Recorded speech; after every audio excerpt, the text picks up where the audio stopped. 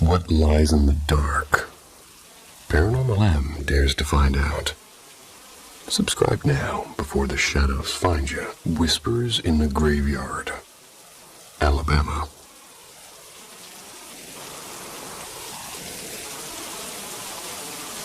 So at the same Catholic all-girl private school I mentioned in my first story, something unforgettable happened to me and 4 other girls during El Dia de los Muertos, the Day of the Dead. I've always believed that was the moment that everything strange began to follow me.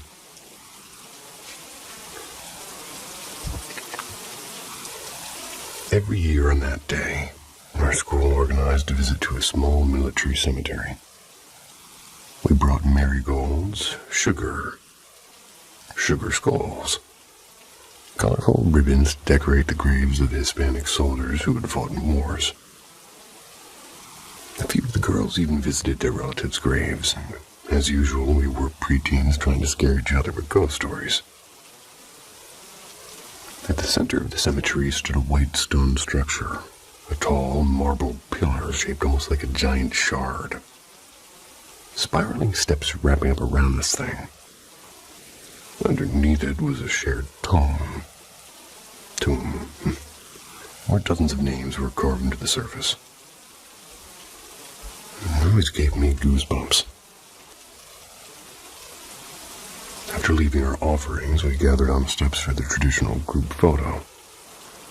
And then everyone slowly drifted away toward the tent where the caretakers were preparing sweet bread and hot chocolate. Except me and 4 of my classmates. We lingered on the cold stone steps, joking about how we were literally sitting on top of dead people. The air was damp, the fog hung thick, and the Michigan wind cut straight through our jackets. I thought it was Alabama. One girl, whose family practiced spiritual rituals, we'll call them, started reminiscing about how her grandmother used to call on spirits during this holiday. She laughed nervously while trying to remember the chant, murmuring like somebody reciting a half-forgotten rhyme. When she finally pieced the words together and whispered them clearly, the entire monument trembled. Not a little breeze, not a creak, it shook beneath us like a passing train. We bolted down the steps screaming, which of course made everybody stare like we'd lost it. And no one else had felt a thing. Moments later, the girl who had said the chant turned pale. The teacher helped her to the tent while I stood with another classmate. The only other one who wasn't involved in brujeria. That's when we saw him. From where we stood near the front gate, the rows of graves stretched out before us, neat and low to the ground. Beyond them was an empty field of frosted grass, and farther back a dark tree line hugging the fence. Out of the mist, a man appeared, walking slowly between the headstones. He wore a black coat with the head pulled low over his face. No gloves, no hat, and it was freezing, easily 15 degrees. Worried he might be a homeless man in danger from the cold, we turned to wave over at teacher. When we turned back, the figure was gone, just gone. No crunch of footsteps, no shadow among the trees, no sign of anyone crossing the open grass. We didn't speak. We just squeezed each other's hands and walked to the tent in silence. And that night when I got home, I cried quietly underneath my blanket. Not because I was hurt, but because I knew what I saw, and I knew something had changed.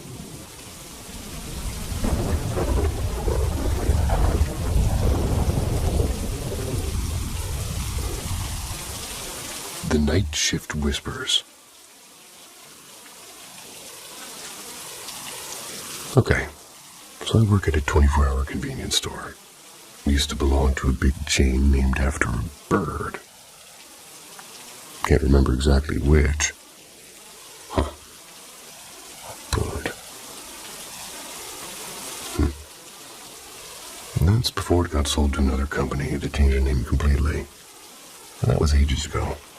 The only reason this matters is because the building itself is old, and even though they've quote-unquote renovated it a few times, you can still feel the age in its walls. We're always scheduled solo on shift. Most of the time that's fine, just a little bit dull. It only gets rough when there's a sudden rush and you're the only one, like, juggling everything yourself. But the real fun, or nightmare, starts overnight. Alone in a gas station that barely sees any cars after midnight. I'm not usually the type to get spooked easily, but some odd shit happens here that no one can explain. And it's not just me. Everyone who's ever worked overnight says the same. Well, I guess I haven't checked with the new night guy yet, but I probably will. If he's got stories, I'll share them. Here's a list of the stuff I've either experienced or been told about. We've all felt like someone's standing right behind us, but especially in the storage hallway near the back. It's this heavy watching feeling. Like something doesn't want you back there. The bell at the door will go off and you'll rush out front, and of course no one will be there. You come back, try to finish restocking, and that pressure comes back again. I used to think my coworkers were being dramatic. I worked a few weeks at third shift myself. Stopped teasing them after that. Coworker number 1, Jay, he told me he always felt a creeping sense of panic between 3 and 5, like something was standing just out of sight waiting. Coworker number 2, M, swore that she saw a tall shadow walking along a row of freezer doors. Jay and I both caught a glimpse of something too, just a blur, something dark darting from the corners into the back. Never gotten a clear look. We've all heard things crash in the manager's office, different from the stockroom. The office is behind a register and on the end of the store. Big thuds like a box falling. You go in there, everything's untouched and neat as it was. Coworker number 3, T, said that she was sorting sodas in the back. And that's when someone whispered her name right behind her ear. She froze, turned, and it was empty. She was the only person in that building. I didn't hear this firsthand. Em told me, but Em doesn't lie about this kind of thing. Em also said sometimes it sounds like someone's fiddling with the candy aisle. Once, she thought she saw a little boy dart behind the rack, and she called out to no response. I checked the security footage and there was nothing. No one came in for another 20 minutes after that. Em's been here on night shift the longest. Jay quit 2 months ago because, in his words, that feeling was too much. T left for unrelated reasons. I don't usually work overnight anymore, just cover shifts. But every time I do, I get that same cold feeling at the same hours. Keep wondering if something ever happened here, an accident or something buried in the history of this building. Maybe I'll dig around and find out. If you made it this far, does this sound just like bad energy or something more? I have been attacked by a guy with a machete at a gas station late at night, so it's not fazing me.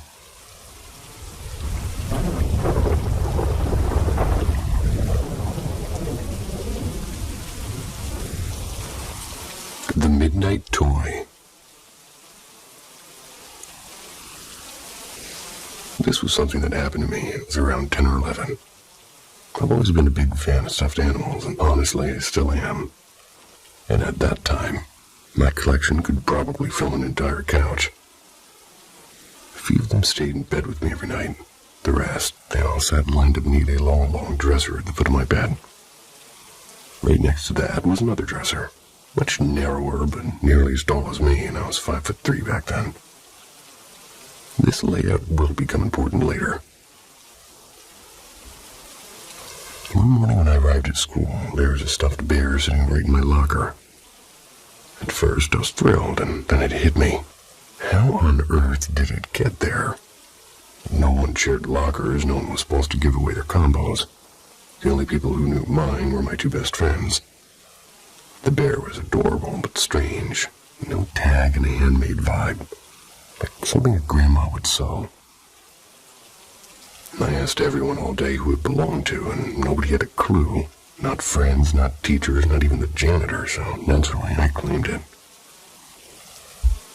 That night, sat in my bed, studied the bear closely, like I always did before naming any of my stuffies. As soon as I held it, a voice in my head rang clear as day and said, "My name is Marigold." I laughed and said out loud, "Marigold? You don't even look like a marigold, but it kind of fits." My 10-year-old logic decided, "I don't know you yet, so you're not sleeping in my bed." Good logic. So, I placed Marigold carefully on top of the tall dresser facing the wall and went to sleep. The next morning, I woke up to find her on the short dresser, dead center, facing directly at my bed. I tried to convince myself I'd just forgotten moving her. I put her back, but it happened again and again. By night 3, I stayed up as long as I could, determined to catch her in the act, and there was nothing. But I opened my eyes in the morning, and there she was, dead center again. And that time I let out a proper scream. I wasn't panicking, though. I'd grown up on ghost stories and kind of believed in them. I decided to officially, quote-unquote, introduce her to the rest of the gang. I wedged her between a floppy bunny and a penguin plushie, facing the rest like they were posing for a photo. The next morning, she's back in the middle of this short dresser again, sitting up perfectly straight. Which made no sense, because she was one of those limp, soft-limbed toys. That did it. I ran straight to my mom. She swore she hadn't touched it and muttered something like, "Well, maybe it's a spirit then," which didn't exactly make me feel better. And then I noticed something I should have noticed earlier. My dog hadn't stepped paw into my room since Marigold arrived. Normally he'd curl up next to me every night, and that night I was forcing him onto the bed anyway. He was stiff and alert and didn't sleep at all. But I did still feel safer with him there. The morning came, Marigold wasn't on either dresser. She was on the floor, or rather was on the left of her. My dog had ripped out her eyes and shredded every bit of stuffing throughout the empty sockets. It looked like a small plushy massacre, and I was stunned. He wasn't even tall enough to reach the top of that dresser, unless, of course, she hadn't stayed there all night. He wagged his tail proudly. I gave him a treat and a million hugs. Rest in peace, Marigold. Not to sound like a guy that knows anything about stuffed animals, but if anybody has that Beanie Baby lobster, apparently it's worth like $80,000. Damn.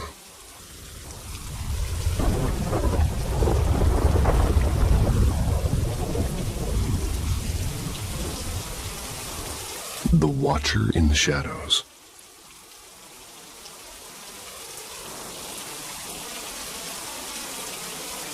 The story I'm about to share with you unfolded over several unsettling months last year. To give you a bit of context, so the neighborhood I live in is long and has an eerie history. Over the decades, there have been a string of deaths, some tragic accidents, others the result of far darker motives. Like a husband taking the life of his wife, or a high school student killed by a speeding drunk driver. What makes it creepier is that my house sits right at the edges of a dense forest. And just beyond the trees, there's an old forgotten cemetery. The first strange event didn't happen to me directly, but to my father, and before that night, though, I'd already felt something wrong in the house. Whenever I was home alone, I'd catch glimpses of a shadowy figure in the hallway outside my room. My dogs began acting strangely, too, barking at empty corners with their ears perked up as if something invisible was moving around us. That day, my dad had been fixing the cracked floor in the basement. He spent hours down there, applying some sort of industrial coating over the cement. The last section led him right under the wooden staircase, and everything seemed normal until night came. Around 3:30 a.m., my dad jolted awake, gasping, as if a surge of electricity had shot right through him. And from that moment, the air in the house grew thick, almost suffocating. The sensation of being watched became pretty constant. The dogs barked more aggressively, and the sightings of that dark figure were no longer just fleeting shadows. Weeks passed in an uneasy calm, until the night I came home late from a friend's birthday. As I stepped into the small entryway that connects the basement stairs to the kitchen, a wave of dread hit me so suddenly it made my knees weak. I hurried upstairs, trying to shake the feeling. My brother had fallen asleep in my room, and PlayStation still glowing. I changed in the bathroom, and then for some stupid reason I turned to glance into my room. And what I saw will stay with me forever. A tall, pitch-black figure was leaning over my sleeping brother, its limbs unnaturally long, its head tilted like it was studying him. No features, just darkness. I froze for a second, bolted to my brother's actual bedroom down the hall, but it followed. I heard at first the sound of something dragging against the walls. Then it appeared at the doorway. Its shadow was filling the frame, hands curling around the edges. The air turned icy. I could feel its presence pressing against me, and then, as if losing interest, it just vanished. I didn't sleep. A while later, I finally spoke to my younger brother about everything. I expected him to describe the same dark figure. Instead, he told me about something else. The Protector, he called him. According to my brother, the Protector looked like a man in his 40s. Medium height, well-worn gray-blue suit, red tie, white shirt, brown hair, combed back, but a little bit messy. They told my brother he wasn't there to hurt us, only to shield us from something far worse, and my brother said he heard his footsteps at night, steady and calm. And when he was near, the house didn't feel so suffocating anymore. My parents, lovers of ghost stories, but still skeptical, they worried that he was deceiving us. They burned sage and sweetgrass and Palo Santo around the house to banish whatever was there. Yes, Gecko. For the first time in months, the house felt light. We slept, we laughed again, and we thought it was over. But the darkness doesn't leave that easily. When the Protector appeared again, this time to my boyfriend, everything seemed to change. The oppressive feeling returned worse than before. My dad began waking up, night after night with the same electric pain. Shadows moved where they shouldn't be, and sometimes we felt fingers brush against our backs or something shove us when no one was near. I started wearing a blessed silver cross, and oddly, encounters slowed down for me, but not for my father. It felt like the entity had chosen him. One afternoon, while working on his truck, the jack suddenly gave way. The entire vehicle came crashing down on his chest and shoulder. My brother found him in time, using the spare jack to free him. When my mom and I returned, the ambulance had already taken him. He survived with a fractured shoulder, but the timing felt far too deliberate. That night, we performed another cleansing. Salt lamps glowed in every room and holy water in every doorway, and finally the house went quiet and the darkness faded. Weeks later, the Protector appeared again, just once. And only my boyfriend saw him, standing silently by the window. Maybe he was saying goodbye, or maybe he was warning us. To this day, we don't know what that thing was or why it wanted my dad. House hasn't felt the same since. Sorry about the slight lack of breath. I got a broken rib earlier today. The luck I got, I tell you.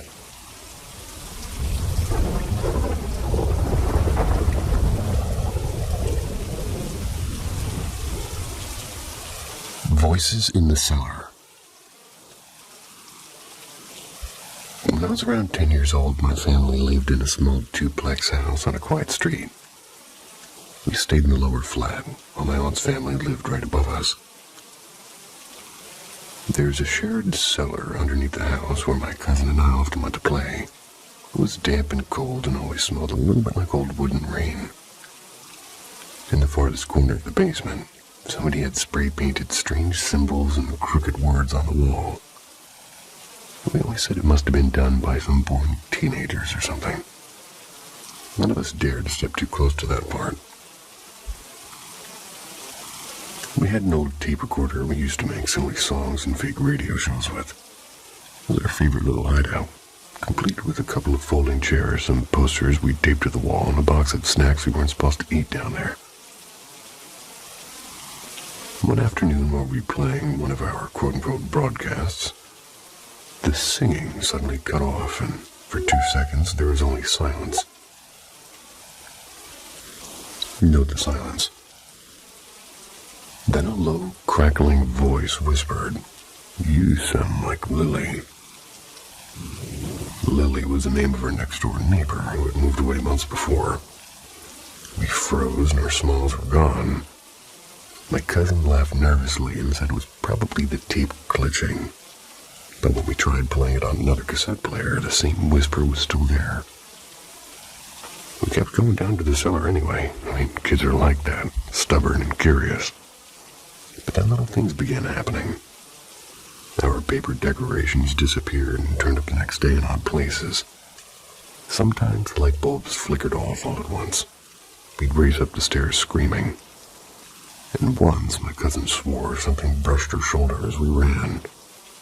Our parents just waved us off with a laugh. At home, strange things happened too. The kitchen door would slowly creak open when I was alone. I'd tell myself it was just a draft, and my parents did work late, so I spent a lot of nights in that house by myself. One warm night when I should have been asleep, I was listening to music in the dark, and I heard someone calling my name softly from outside my window. It was my older brother's voice, or at least it sounded like him. I sat up, peered out, and saw nothing but the moonlit yard, and he kept calling, "Come out here." My heart pounded. Then I noticed a brown puppy standing by the fence. My beagle, Max. He had died not long before. And the sight made my chest ache, and I asked, "Whose dog is that?" No answer, just the voice again, but closer.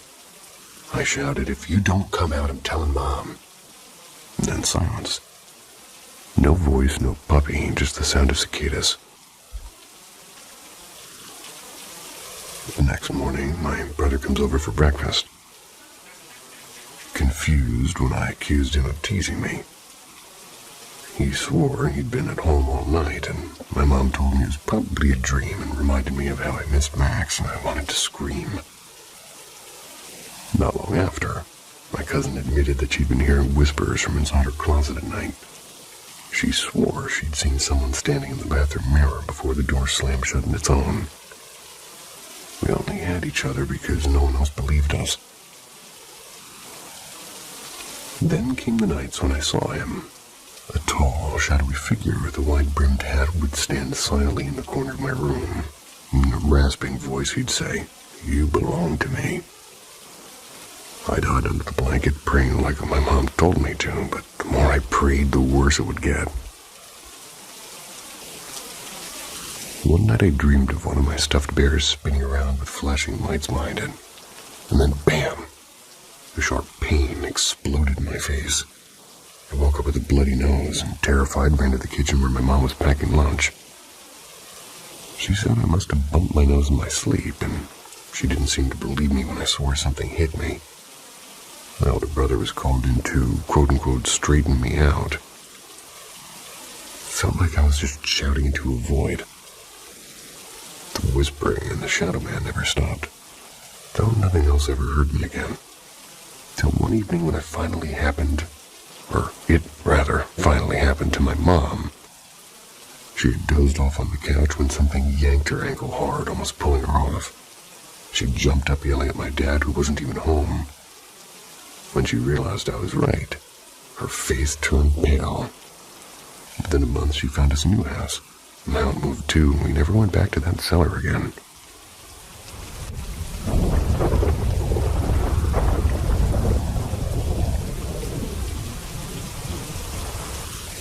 The house that never slept.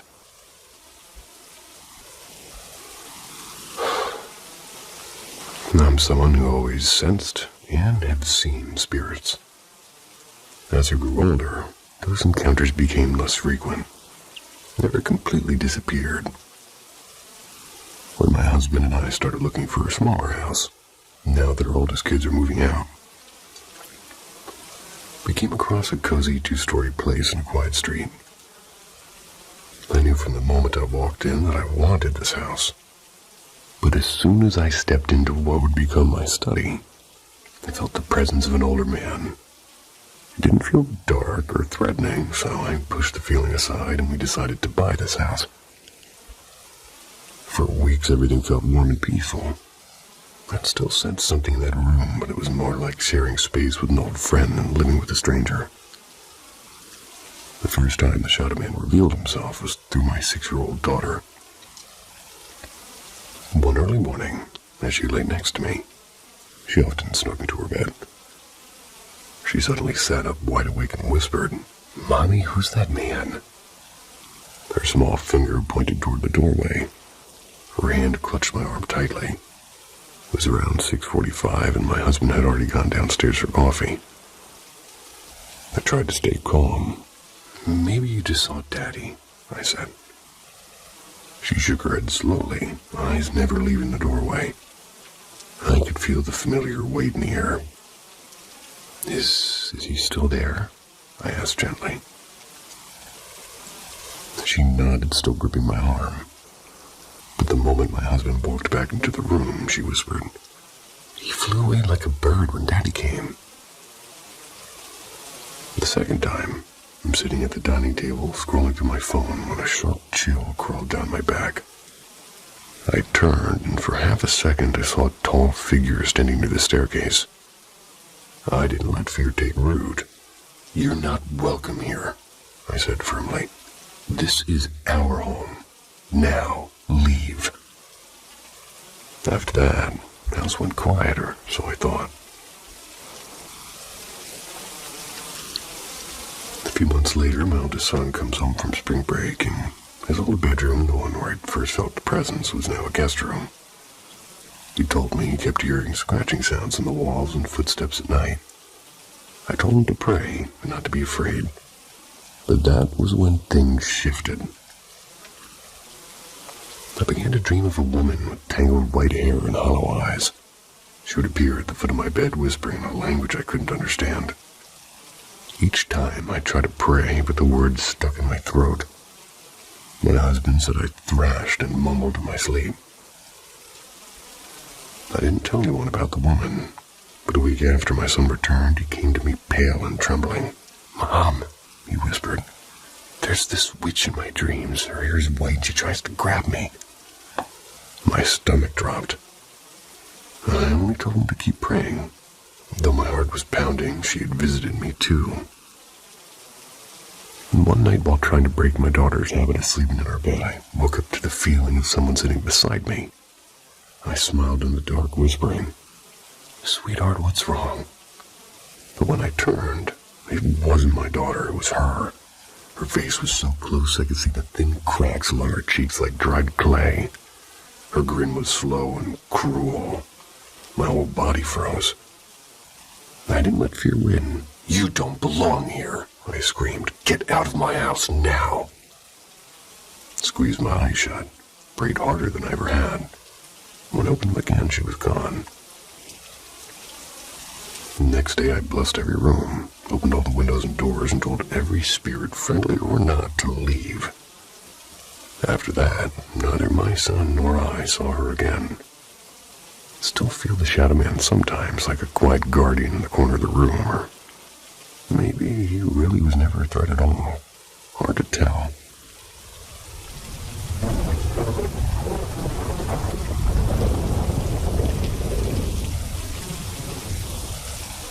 The night I couldn't explain it away.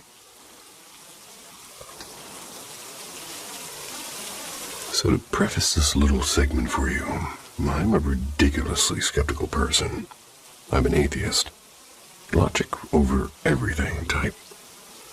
And up until that night, I was pretty convinced that ghosts were just Scooby-Doo villains and bedsheets. I've always believed that if you dig deep enough, science can explain away anything paranormal. But man, still can't explain what I saw that night. The girl whose dorm I was in had told me before that she's sensitive to spirits, and apparently ghosts just kind of show up around her. I remember laughing it off like, yeah, okay, sure, Casper. I'd never actually believed any of it. But after that night, I can't say the same anymore. So anyway, back to the story. Also, I'm sorry if I ramble. I was scrolling Reddit while writing this and got way too invested. I was sitting cross-legged on the far side of her dorm room, phone in my hand. She and another friend of ours were chatting a few feet away. The place was dim, just some string LEDs and a warm lamp glowing near the corner. It's a pretty big dorm room, quad I think they call it. Bathroom doors to the left, a desk pushed up against the wall right next to it. And I wasn't even thinking about ghosts, so they were all completely sober. I was about to turn my head to add something to their conversation when I caught a flicker of white movement in my peripheral vision near the bathroom door. At first, I brushed it off as eye floaters or some trick of the light. But for some reason, I turned my head all the way, and holy shit, there was this drifting, swirling mist moving quickly from the floor up toward the desk. Then it slipped into the open bathroom. I blinked hard. I rubbed my eyes. Even did that little head shake like in cartoons. But, when I opened them again, it hadn't disappeared, still there and clearer now. It looked kind of like a small figure in a faded white dress, but it was made entirely of smoke, constantly shifting like it couldn't decide what shape to take. Naturally, my first thought was, okay, I'm losing it. Never had any kind of hallucination, never taken anything that could cause flashbacks. And no mental breaks either, I checked. Meanwhile, my friends were still talking, completely unaware. I pointed toward it and said, hey. Before I could even finish, the girl whipped around and said, you see something? The second she said that, the air in the room changed. And I swear it felt electric, like the whole place suddenly became charged with static. The mist shifted again, turning grayer and more condensed, like it was saying, yeah, you called me out, here I am. I didn't stick around to analyze it. I looked away, heartbeat doing a little drum solo on my chest. A little bit of Gene Krupa. And even my other friend, the one who never believed in anything remotely supernatural or supernormal, got pale and said he felt it, and it wasn't just me. When I finally stepped out of that room, I felt physically lighter, like somebody had just been pressing down on my shoulders and suddenly let go of me. I don't know what I saw. I just know I'll never roll my eyes at ghost stories the same way again. Sometimes it's nice to get a little software update.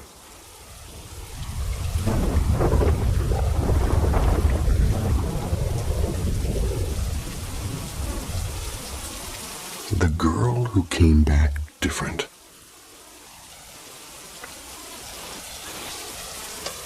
My best friend, the one I've known my entire life, they had a terrifying experience at an abandoned train station. She's changed completely. She's not the same person anymore. She used to be the warmest soul I knew. And now it's like she's someone else completely. I'm honestly scared, and I don't know how to even help her. I've known her since we're both in diapers, and she's 20 now and I'm 22, and our parents have been close since college. Family barbecues and holidays together and everything. She was the kind of person who would make strangers feel like old friends, and she used to wear bright colors. Always had her nails done and always smiling. We'd spend hours picking our outfits together and going to the movies on Friday nights, and we'd sneak out once or twice for silly adventures. I was there for every big moment. First day of high school, her graduation, even her first tattoo appointment. She chickened out halfway, but still laughed the entire night. We went on trips together too, like New York and Florida, and even a short cruise once. She was like the sunshine in every room. Then one night she told me she was going with some friends to an abandoned train station outside of town. One of those places everybody whispers about being cursed, and I rolled my eyes. She'd never been into that ghost stuff.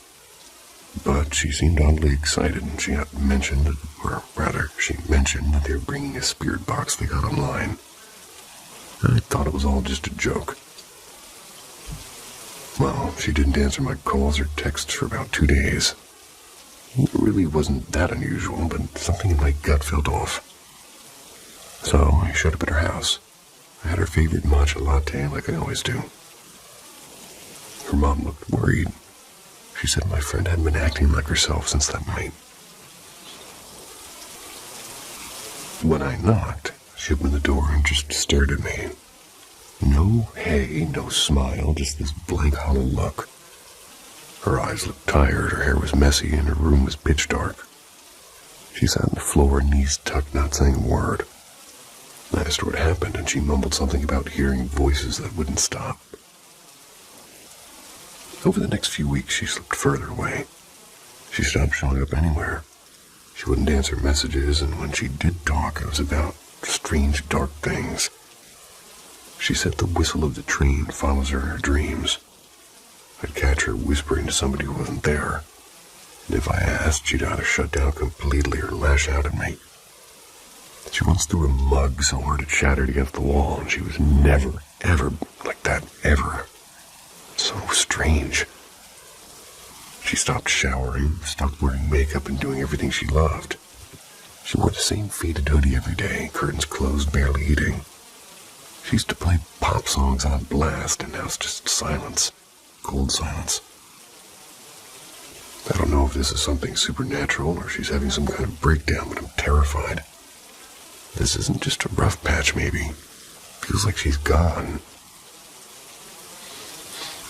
Does anybody know what I can do? I just want my best friend back. Well, you can be a little bit relieved that there's no more pop songs blasting. The rest of it sounds awful. You gotta help her.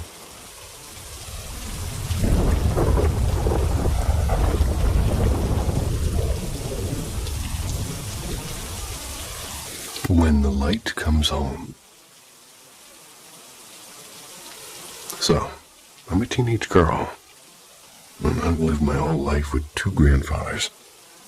One is my biological grandpa, the other is the man that he married. I always called my biological grandpa Pops, and so I could talk, and the nickname stuck. They became my parents in every way, adopted me when I was still a baby because my birth parents were too young to raise me. Pops passed away in late September 2018, just 2 weeks after my birthday because of lung cancer. He'd been my anchor and my comfort and my father figure. Losing him felt like somebody had pulled the floor out from under me. It's been over a year now. Grief still sits quietly in the corner of my heart, waiting to rise whenever I talk about him. The house I grew up in was built by Pops and his husband right before I was born. It was always warm and familiar and full of laughter. And that's why the strange things happening lately have been hard to explain away. First off, I've always had pets. We had a golden retriever who absolutely adored Pops. She could follow him everywhere like his little shadow. After she passed away, I adopted a gray kitten this past winter. Kitten never met Pops, but sometimes late at night I'll catch him staring at blank corners of the room, pupils wide like he's spooked. Meanwhile, the dog we still have, a younger one now, looks completely calm in the same direction. People say that animals can sense things that we can't, but I'm not sure if that comforts or unnerves me. Then there was the light. One morning, in the bathroom, brushing my teeth, getting ready to meet my best friend. The sunlight filled the house. No lights were on, TV was off, and my other grandpa was still asleep. Out of the corner of my eye, I saw this sharp, bright white light flickering in my room for just a second. When I turned to look, gone. It happened again a few nights later. Laying in bed, room completely dark, mirror on my closet door facing me. And suddenly, the same white light shimmered in the reflection. When I looked at that spot directly, there was nothing. I looked back, it had vanished. It wasn't headlights, not a phone, not anything I could explain. There was also the shadow. I'd just grabbed a late-night snack and heading back to my room. There's a big window in the hallway, right before my porch door. As I passed, I saw a dark human-shaped shadow glide past toward my room. My grandpa was still sitting in the living room. I could see him. I wasn't scared, but I was puzzled, like my brain accepting without knowing why. And the strangest part of all has been my dreams. I keep dreaming of Pops alive and warm, exactly like before. We're always doing ordinary things, watering the plants, making spaghetti, sitting together watching old movies. We don't talk much, but I can feel him near me. And in those dreams, I can remember the smell of his cologne, the weight of his hand on my shoulder. Then I wake up and the silence hits hard. I definitely regret not spending more time with him when I had the chance. He always pushed me to focus on school, and I did, but now I'd give anything to trade a few study nights for just one more walk with him. My mom once told me she dreamed of her lost loved ones too. She believed it was their way of saying everything would be okay. I don't know if that's true, but I want to believe it. I haven't really told many people about these things. I don't want to sound crazy, and I did tell my girlfriend, but it felt weird trying to explain something so intangible. Maybe it's Pops, maybe it's just my mind trying to keep him close. Either way, talking about it here makes me feel a little bit less alone. I feel you.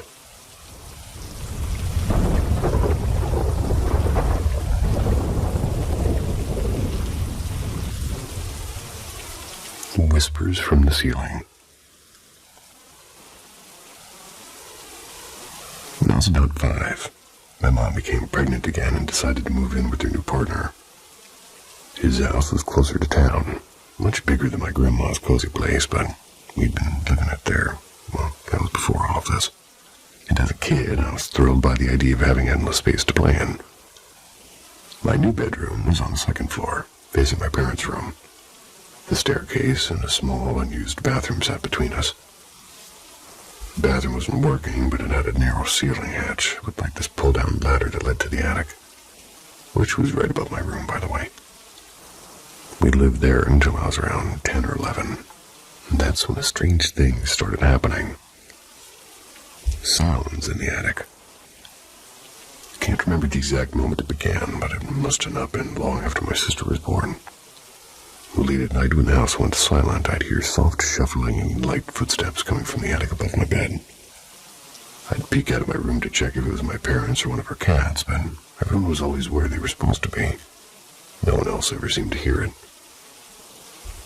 As time passed, the sounds would grow louder. They turned into heavy thumps and sharp stomps, and once the unmistakable crash of glass shattering somewhere overhead. I'd stay awake until the sky began to lighten, free to close my eyes. I don't remember if I ever told my mom, and I probably didn't. I wasn't the kid who opened up easily. Talking to a Fish. I like that title. One night around 7 years old, after just hours of lying awake, I stared at the painted fish on my wall, a decoration I used to love. And then it spoke. Not loudly, just a whisper, and I remember answering it like it was the most natural thing in the world.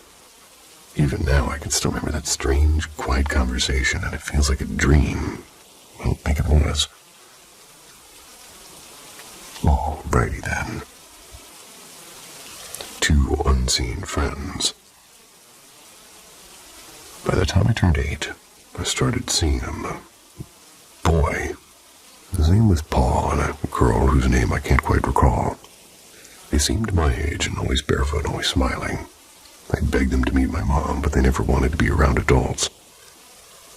When they did come inside, They only stayed in my room, and Mom would open the door and ask who I was talking to.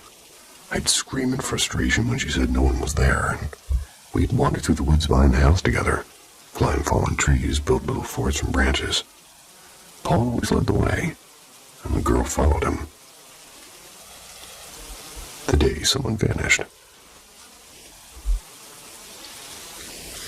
There was an old wooden swing that was hanging from a thick oak in her backyard. Our neighbor's youngest daughter adored it. She was just 4 and tiny and fearless. One afternoon, her parents came running, terrified.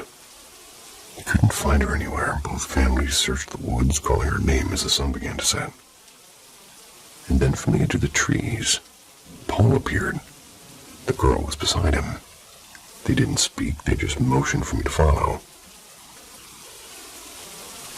So they led me behind the house, and there she was, sitting calmly on the swing, humming to herself. That didn't make sense. We had checked the backyard at least 3 times, and as soon as I turned back, Paul and the girl were gone. Echoes that stayed behind. We left that house for maybe 2 or 3 months. Never saw Paul or the girl again. For years, I didn't talk about any of it. And then not long ago, my grandma told me that whenever she visited, she'd hear footsteps too. Maybe that's just why I love horror stories and ghost tales and all things strange. It's like that house gave me a lifelong fascination and maybe a weird talent for functioning with barely any sleep.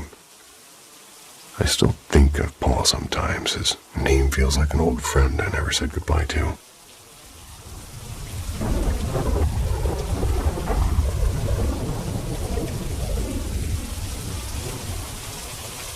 The visitor in the hallway.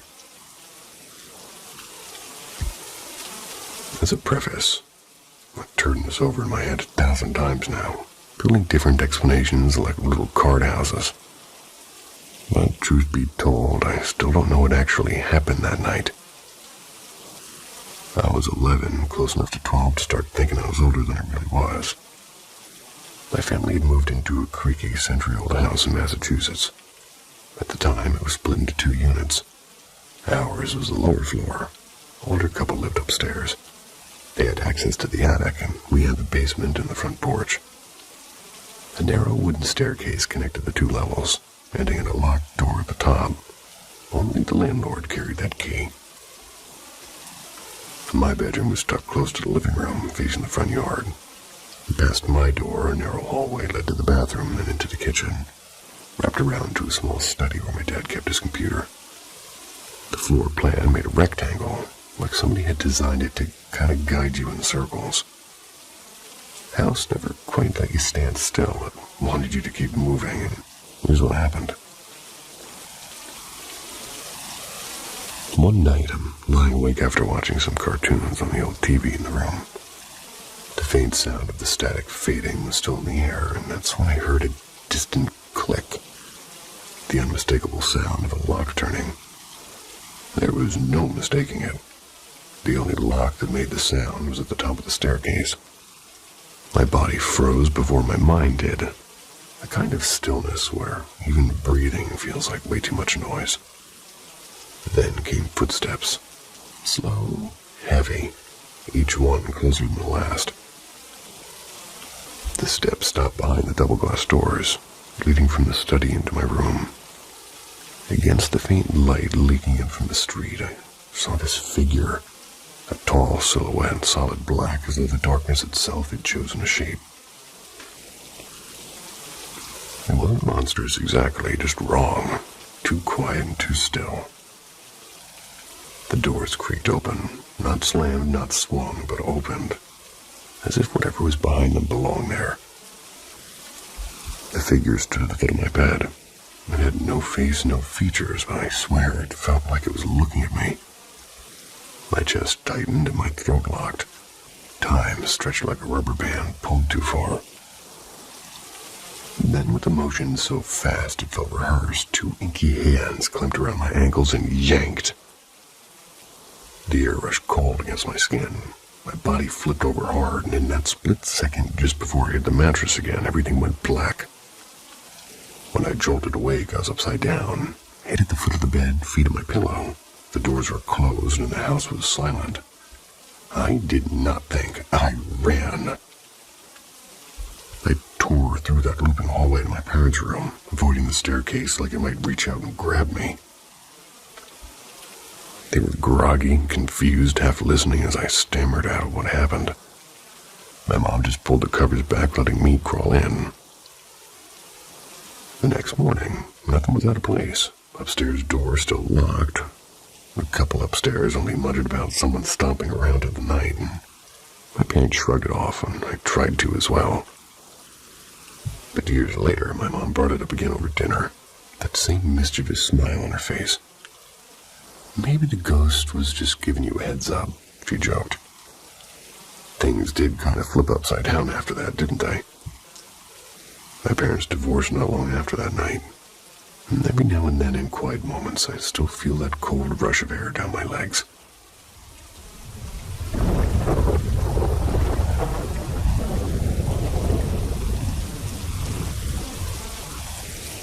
Whispers in the hollow hallways.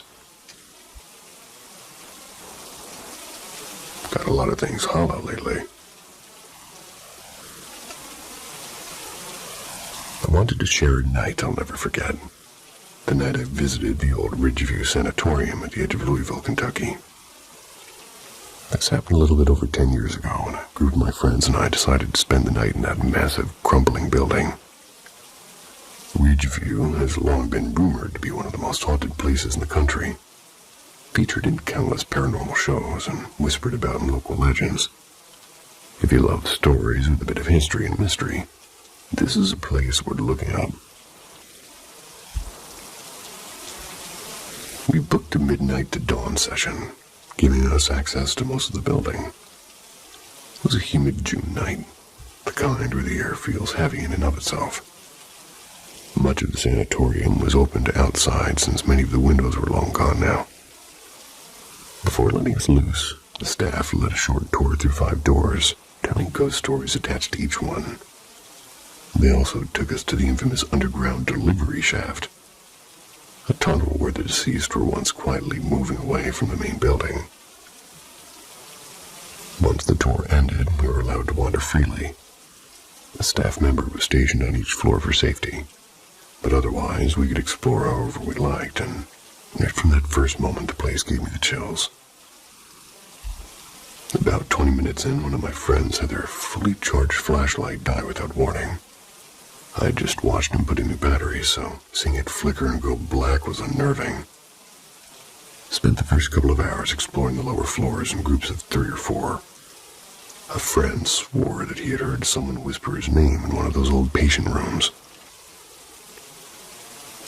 All the while, another said that they saw something dart across a hallway. Just a shifting shadow in the moonlight sort of thing. In what used to be the kitchen, another friend and I heard loud banging, sharp and close, like somebody slamming a metal door. When we followed the sound, we found a row of rusted cabinets. We tried slamming one ourselves, and sure enough, the echo matched perfectly. No one else had been anywhere near that part of the building.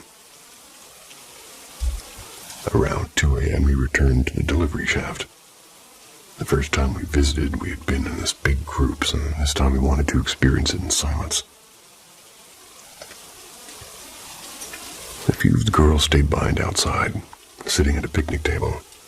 The rest of us stepped into the long, sloping tunnel. We were mid-conversation when one friend suddenly hissed, "Shh, listen." Faint, but clear, came the sound of voices. 2 people, maybe 3, taking soft and deep breaths and talking. It was deep in that tunnel. The echo carried their words up toward us. Though we couldn't quite make out what they said, we assumed another group had entered from the other end, but when we crept forward, expecting to see flashlights, only darkness. Then, as if on cue, the voices stopped. We walked the full length of the tunnel, 100 yards or more, and found no one. The far end was locked. We hadn't passed a soul. Later, the girls outside told us they had heard footsteps approaching the exit, loud and deliberate ones, but no one ever would come out. rest of that night, it was just as eerie.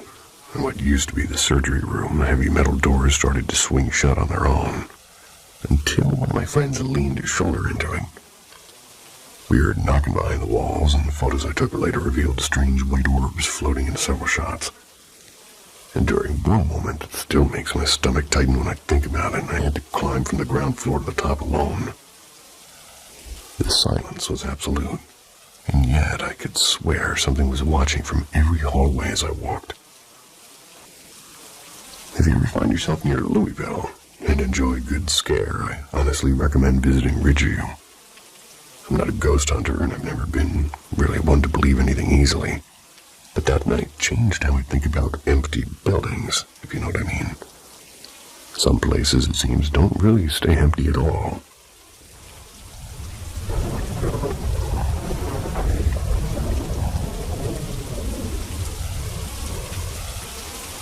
A menagerie of things about a house.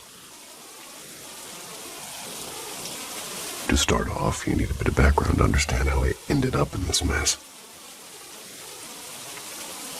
When I finished high school in 2003, I couldn't find a decent job. I took whatever came my way. Fast food, warehouse, you name it. So when I finally landed a steady job with a company specializing in biohazard cleanup, that's pretty cool. Fires, floods, everything in between, I was thrilled. That excitement lasted maybe about a week. On my third day, my boss called me into his office and offered me the lead position of some special cleanup crew. I didn't even have a full uniform yet, and suddenly I was supposed to manage 3 new hires. I thought a raise was coming, but nope. No raise, no training, just a rusty van filled with cleaning supplies and some hazmat suits, and a list of phone numbers that he called the position CSC crew leader. Told me I'd never see a body because the coroner would have removed it before he arrived, and that wasn't really exactly true. Yucky. The chair. The first job in my new role involved an elderly woman who had died alone in a living room chair. It was early summer, no air conditioning, and the coroner was late. The smell hit us like a wall, thick and heavy, even though I had this respirator on, I could still smell all of it. The coroner pointed out the chair, the soaked carpet, and the puddle in the basement where everything had seeped through. Then they left us to work. As I bagged the back of the chair, I set it by the door and turned back. The base of the chair rocked on its own. No one was in the room. I told myself, uneven flooring, maybe. But then came the chill down my spine. I was sweating through the hazmat suit, but I shivered like I'd stepped into a freezer. Minutes later, the guys in the basement bolted up the stairs, pale as ghosts. They swore someone was down there, and we searched every corner. Nothing but footprints from our own shoe covers. Just as we turned to leave, a harsh, wet cough echoed from the shadows. We froze, dust shifted in the far corner as if somebody just moved through. I tried to shake it off, but when I returned to the living room, the gallon of cleaner I'd placed by the floorboards was gone. I found it behind the trash bags by the door there, which was impossible because I'd stacked the bags afterward. Then came the whisper, soft, close, no words I could make out. And that night, every one of us dreamed about the same old woman. She begged us to stop throwing out her things. She shoved at us and coughed violently and cried that we were ruining her home. In my dream, she threw my cleaner exactly where I'd found it earlier. This job sounds traumatizing. The basement. 2 weeks later, another job. Suicide in the basement. Coroner said that they'd felt off in the house, and well, we did too. The lights went out while I was vacuuming brain matter from the wall. My equipment still ran, but the room was black. And then came the screaming from my coworker. Turned my flashlight on and I saw it. A shape darker than the dark, a man with a beard and a flannel shirt, and one blink and he was gone. My coworker said something had, wrapped around his waist and pulled him. Trinkets fell from shelves and he couldn't breathe. He was pale and shaking when we got outside. When I returned alone, the lights were on. The things that had fallen were back on the shelf. TV was playing baseball. The smell of burnt hair filled the air.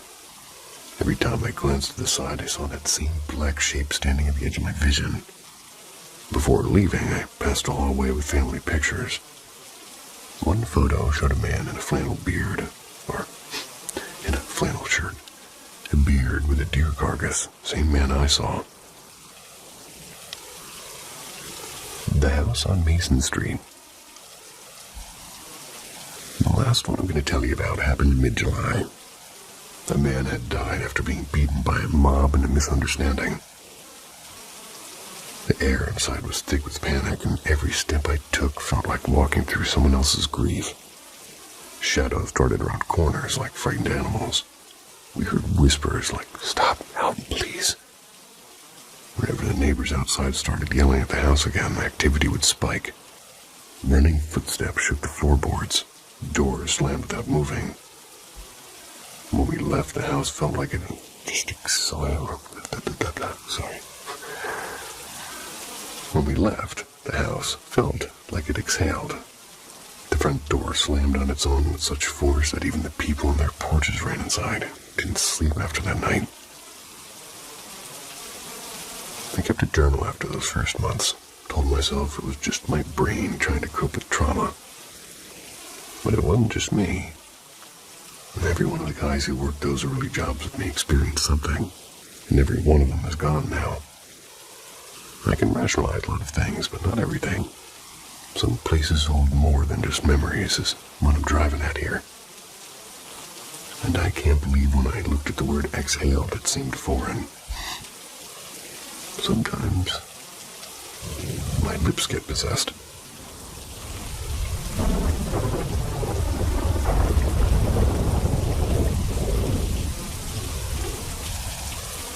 The night I floated between worlds.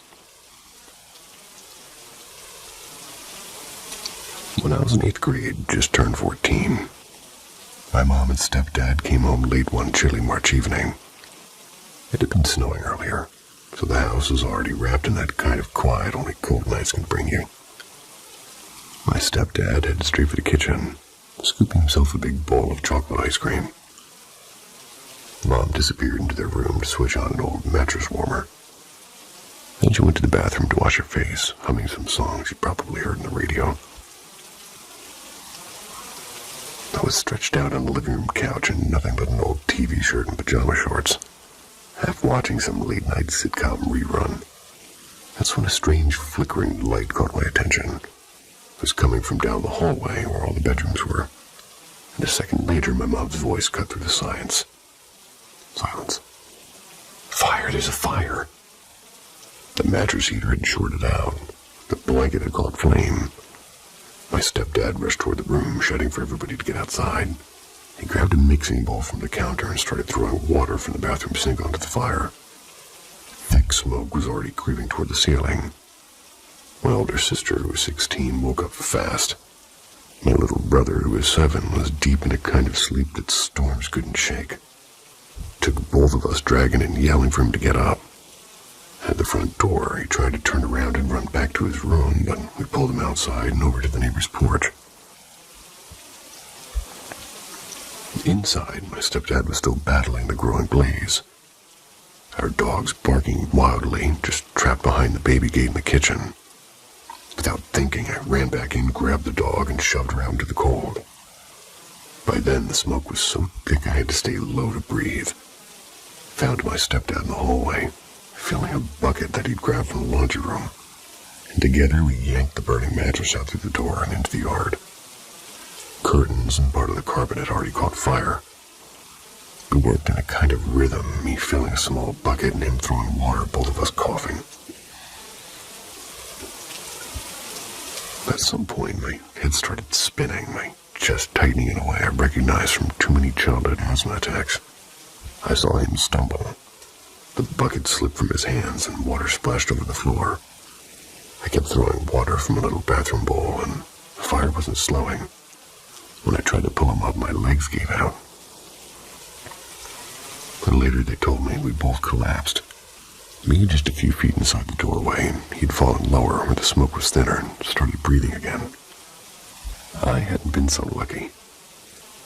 The next thing I remember wasn't pain or fear, it was quiet. A deep, dark quiet.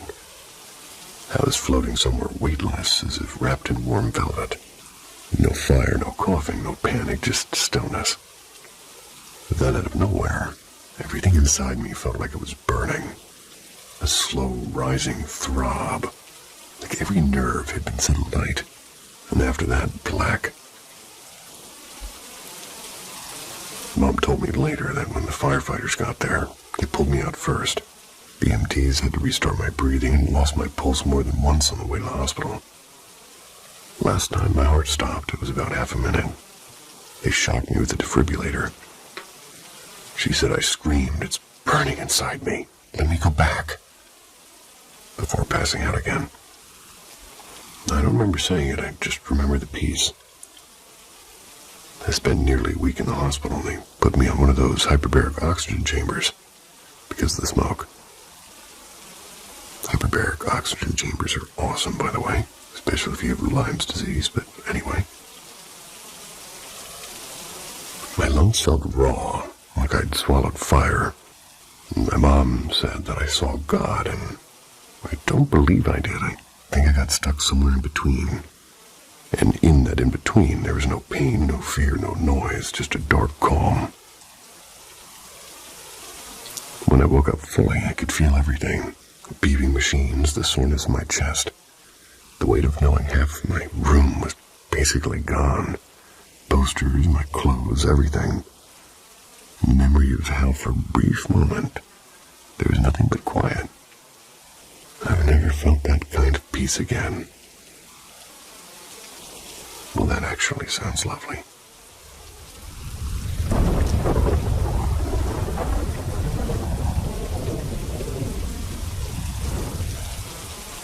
Antique bookstore.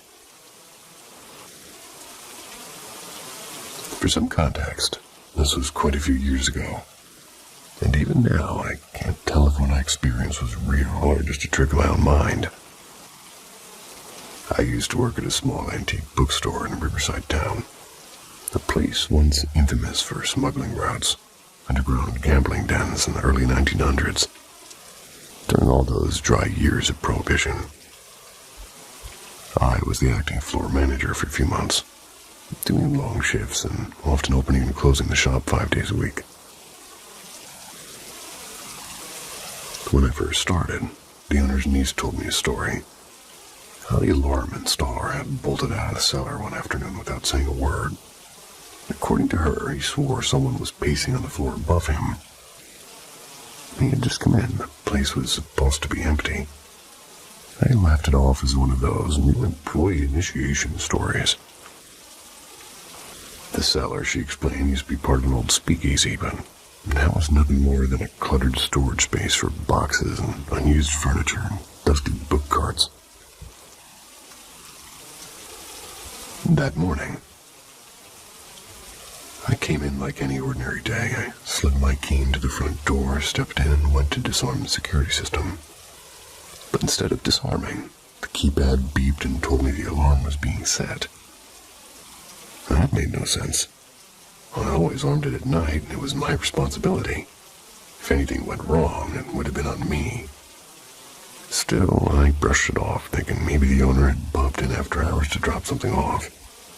But when I turned around, the door to the cellar was ajar, and the door was always locked.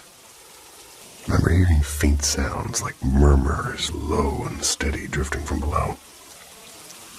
I assumed maintenance had been scheduled, so I went down the steps calling out, "Hey, morning, you guys already in?" And at the bottom, 4 men stood in the middle of the cellar floor. One of them wore a faded orange safety vest. The rest just regular work clothes. They faced away from me. Not one of them answered, not even one flinched. I waved kind of louder this time, and there's nothing. Air was cold and smelled like wet paper. I decided it wasn't my problem. Went back upstairs and got to the computer and opened the register. The part I can't shake. About maybe 90 minutes later, somebody came up from the cellar, just one man, the guy in the safety vest. He walked straight toward the front door and said, "All done down there." I frowned and said, "What about the others?" He blinked at me, genuinely puzzled, and said, "What others? I'm the only one here today." Stared at him for a long time after he left, listening to the quiet beneath the floorboards. Swore I could still hear the low murmur of voices, though.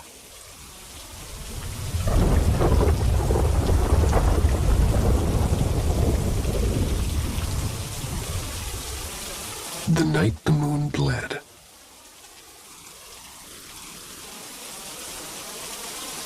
Before I begin, I just want to say this isn't a story I usually share with people who actually know me.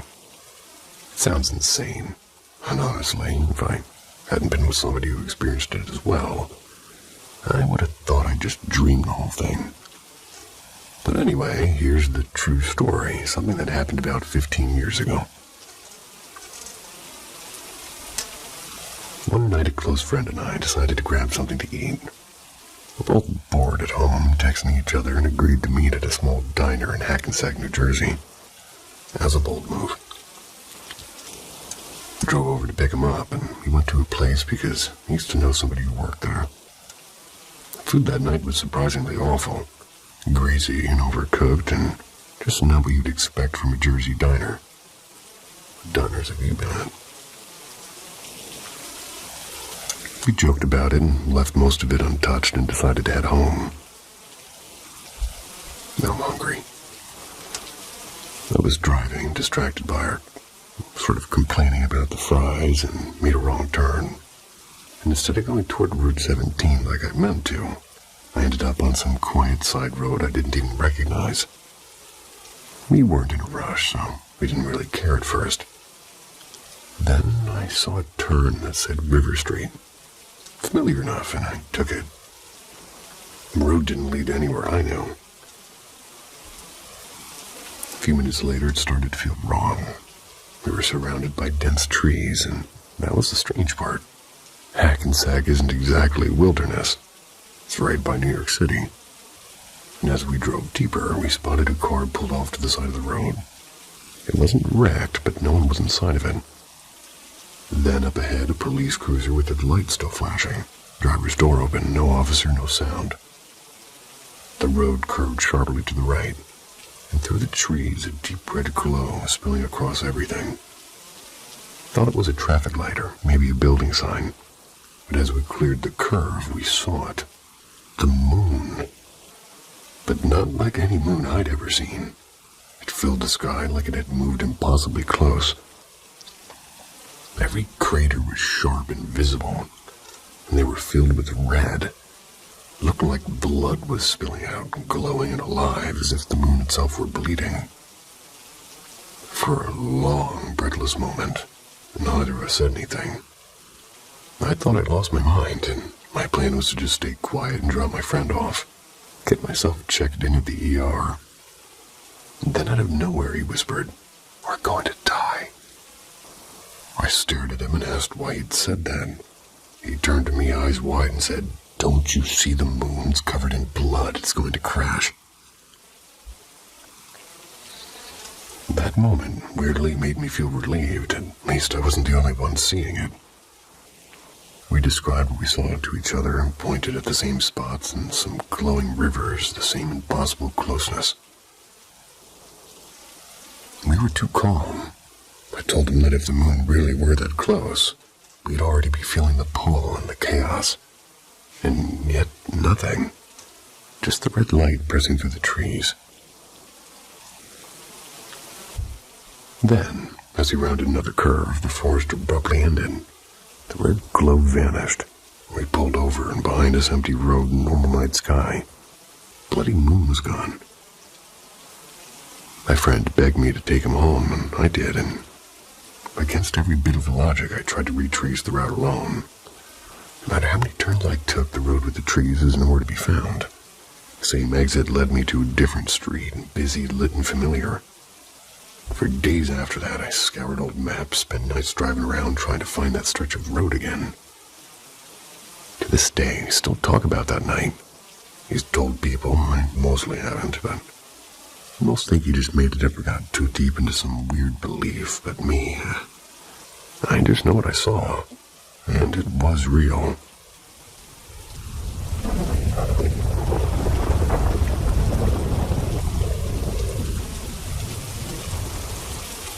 The meadow that shouldn't exist. This happened to me when I was around 12. Staying at my grandmother's house, spending the weekend with my cousins. She lived way out near quiet riverbanks surrounded by dense pine trees. Our favorite thing to do was wander off into the trees, finding wild raspberries or just making up adventures as we went along. That day, I was with two of my cousins. Let's call them Lily and Jonah. Lily was the same age as me, and Jonah was about a year younger. We decided to walk a little further than usual, ignoring my grandmother's rule about staying where she could call us back. She was inside making jam, and honestly, we thought we were invincible kids anyway. About a half an hour of walking and laughing later, I started to notice how quiet everything had become. No birds, no rustling leaves, and no crickets. The stillness had crept up so slowly that it didn't startle me at first, and it didn't really feel right either. If Lily and Jonah felt the same, they kept it to themselves. Not long after, we stumbled into a small meadow. It looked like it had been pulled straight out of a painting. Shafts of light spilled through trees, falling on a patch of grass that was impossibly lush and soft. The kind of grass that made you want to kick off your shoes and lie down for hours. And the strangest part is the soil around here was dry and rocky. Nothing ever grew that green. And this wasn't random growth either. The grass looked trimmed and cared for, like somebody had been tending to it. But the nearest house was my grandmother's. There was no one else for miles. Butterflies, they were floating kind of lazily above this little cluster of wildflowers that didn't belong in this kind of forest. Everything about it was too perfect and too intentional. Felt like stepping through a doorway into another place entirely.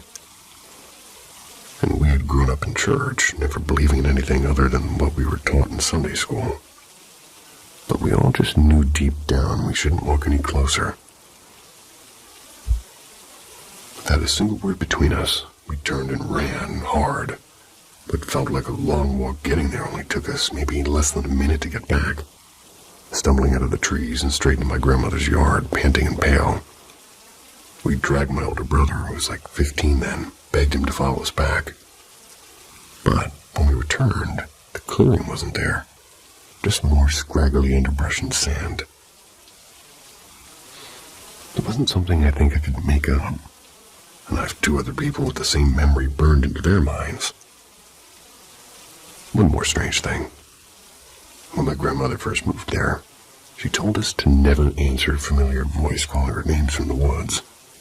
Not unless we were absolutely sure the person should be there. She even made up secret code words with Lily and Jonah, in case one of us isn't really one of us. I would have been laying on that grass faster than you can say lemony snicket. Or beaver nuggets.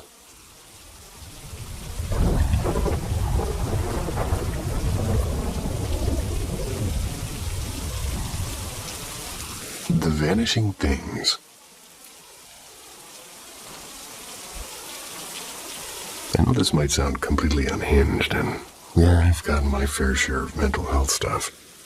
Anxiety, depression, ADHD, and PTSD. But what's been happening doesn't fit neatly into any of those boxes. I've had a couple of weird experiences before, both of which I wrote about on Reddit, but eventually deleted because the replies didn't seem to help much. The first thing that happened was back when I lived with my ex-boyfriend. It was in his family's old house. In the laundry room, I'd sometimes catch a sight of a tiny figure out of the corner of my eye. Like a child, but not quite human. Little things would be moved around or vanish down there. And once, after we politely asked whatever was there to please leave our stuff alone, we found what looked like a pair of tiny handprints outlined in spilled baking soda. Not long after I moved from Illinois to North Carolina. A few odd things shifted around in my new place too, but nothing actually went missing at first. I swear I might have seen that same shape standing near the heater one night, but I can't be sure. The second thing happened a few months later. I'd hear slow, deliberate footsteps pacing just outside my bedroom window. The kind of sound you feel in your chest. Crystals I kept on my windowsill would end up in random places, sometimes on the floor. During one dawn, just before the sky went, I heard something say my name from outside, and I tried to yell go away, but no sound would come out of my mouth. And the part I really need advice on, since I first started seeing this little figure. Three of my most meaningful belongings have disappeared without a trace. I can't swear it's connected, but honestly, it feels like it. The first thing was a smooth black pebble I picked up at the lake on one of the worst nights of my life. It wasn't just a rock. It was the one thing I carried everywhere. Holding it always made me feel a little bit steadier. One day it was gone. My ex and I tore the house apart, and I know I hadn't taken it anywhere else.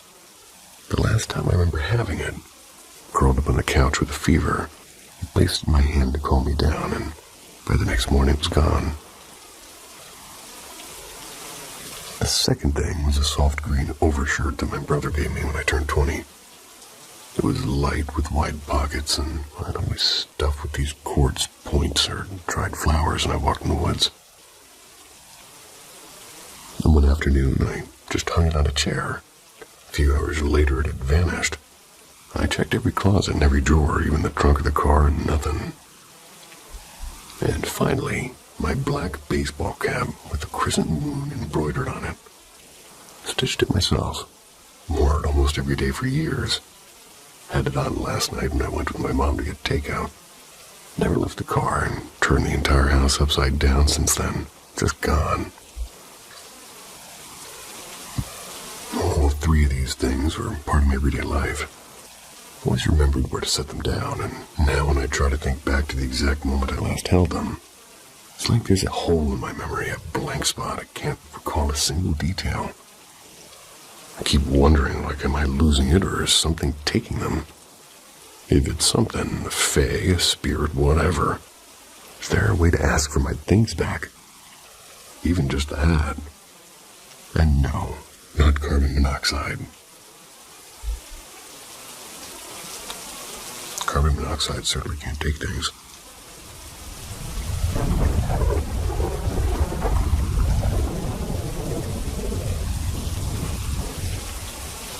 The shadow by the window. One night when I'm about 18, I decided to stay at my parents' house while they were away on a short trip. I knew they'd be coming back the next morning, so I figured I'd just hang out there alone for the night. Got to the house around midnight and it was quiet. I didn't really mind. Made myself a sandwich, grabbed a soda, and ended up chilling in the master bedroom where the old family computer was set up. The whole house was dark, except for the glow of the monitor. And everything was fine until about 2:30 a.m., and that's when I hear the front door creak open, loud and heavy. You can't mistake that sound in our house. I froze for a second and thought, oh, cool, they come home early. When I listened closer, something felt off. There were soft clicking footsteps, like someone wearing hard-soled shoes pacing the kitchen. I glanced at the bottom of the bedroom door, and I saw a shadow moving slowly back and forth. I got up, walked to the door, opened it just enough to peek out, and nothing. Kitchen light was off. front door was locked, same as before. Tried to convince myself I imagined it, and maybe it was the fridge or something. Went back to the computer. About half hour later, the footsteps returned. This time slower and heavier. The shadow slid across the floor again, right under the door. It looked like the outline of someone standing near the sink. I rushed out, flicked the kitchen light, but the room was empty. Not a single sound, just silence that somehow felt too thick to breathe in. I decided to stay in the kitchen this time. If something was happening, I'd rather see it than hear it from the other room. And then without touching anything, the kitchen light snapped on. Stayed bright for a few seconds, started flickering like an old bulb about to die. And that's when this cold, heavy feeling wrapped around me. Like someone was standing inches behind my back, and my chest felt tight, sad, and angry, and empty all at once. I turned my eye toward the front door. There was a small window above it, and through it a weird pale light was seeping in, too bright for that hour. And right below it I saw something, a shape, and it wasn't just a shadow anymore. It had weight to it and edges like a tall figure made out of darkness itself. It didn't move, it just stared at me. I don't know what came over me, but I shouted, "Leave me alone! Get out of this house!" And that's when it opened what looked like a mouth. And the sound it made wasn't human. It was a deep, piercing shriek that cut through the air like broken metal scraping against glass. Every picture frame on the walls crashed down at the same time. I couldn't even scream, I just stood there shaking. Then just as suddenly, the light above the door went out. The dark shape was gone. Heaviness disappeared like it had never been there. All I could hear was the buzzing of the fridge again, like nothing had happened. But the broken frames on the floor said otherwise. I turned every light in the house on, sat in the living room until 5 a.m. and waited for my parents to come home. When they finally did, I didn't tell them a word about that night. For years I thought maybe I just lost it. But the sound of that shriek, that's something you don't forget.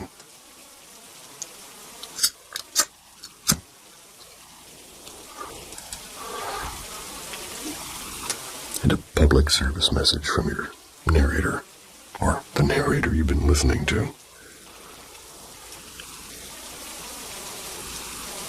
Try to appreciate every moment where everything is genuine.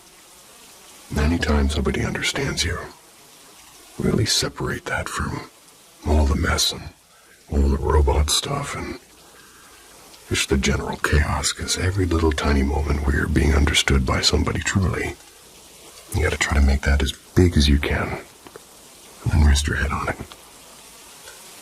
Sweet dreams. See ya.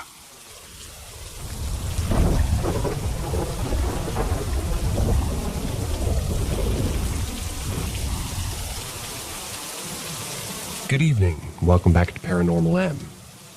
Help us work the algorithm by dropping a comment below, respond to stories, or leave your own 6 cents on the matter. It helps us a lot to grow our channel and keep us going. So, enjoy the ride. Something that's bothered me since I was a kid. In the 90s, I was in my younger years, you could say. I remember this day specifically for 2 reasons. One, I'd finally saved enough pocket money to go get Hungry Hippos. And 2, what I'm about to tell you. So it was a warm and sunny day, sometime in the late 90s. I'd finally saved enough money to get Hungry Hippos. My mom was talking me to get it soon. She said that she had to do some ironing. So I followed her upstairs and I sat on her bed, waffling nonsense as most kids do, when the house phone rings downstairs.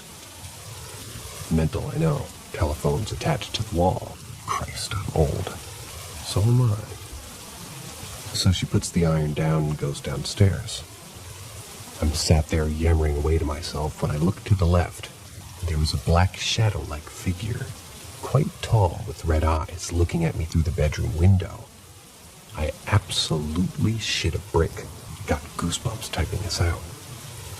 So I jumped underneath my mom's quilt on her bed and waited for her to come back upstairs, absolutely sweating my back out. She came up and it was like nothing had happened. I'm still quite confused about this to this day, and I've just turned 30. It was so clear, though. I could clearly see it just staring at me. I will say as well, the house that we were in was originally incredibly haunted. Got many a story from being a child, but this is one of the ones that lingers.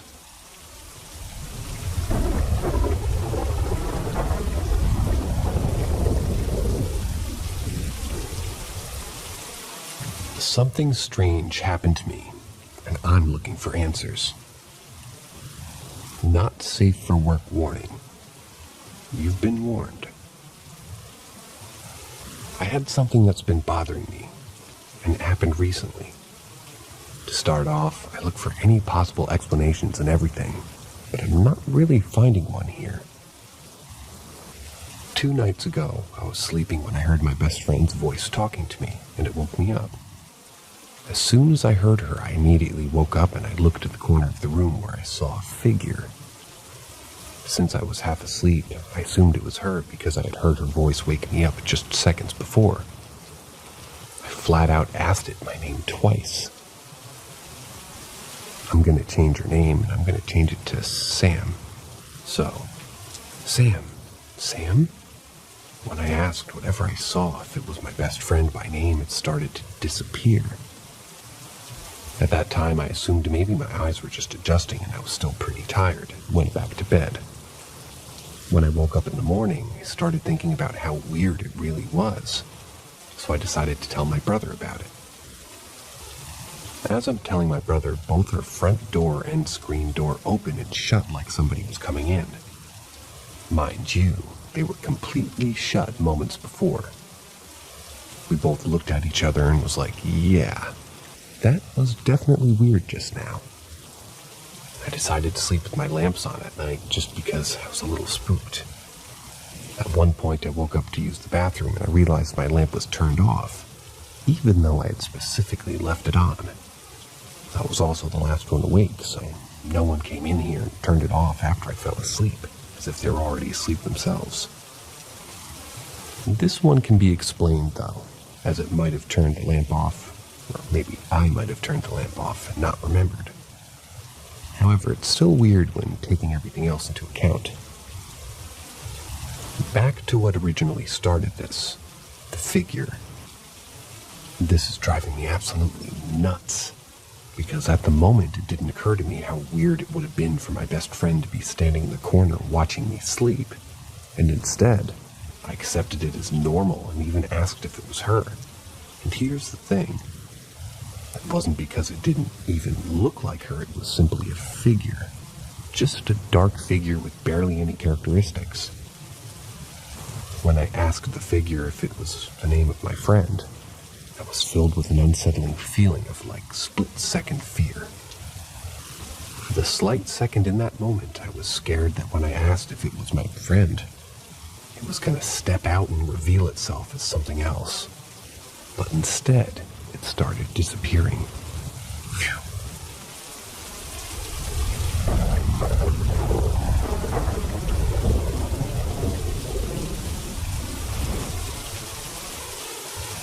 Weird encounter in California. A little bit of background. I was driving from Washington to California in 2021 to visit my grandfather. I had a little red Honda with 200,000 plus miles on her.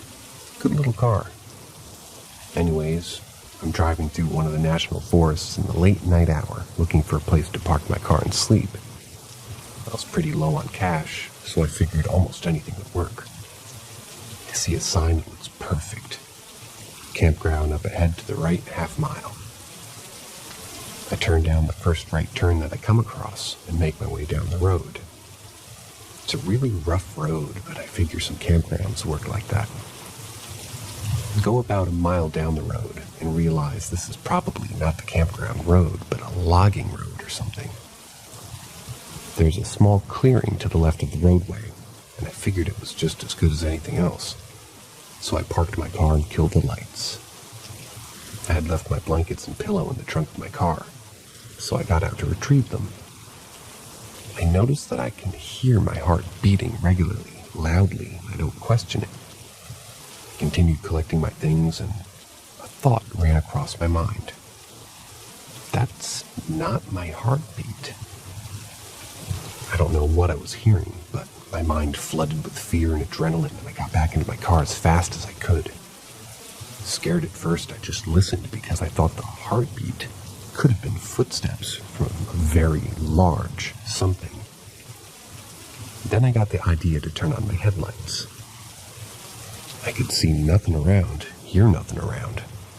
The headlights were facing the opposite way of the direction I assumed the noise to be coming from. But with brake lights on, I saw nothing.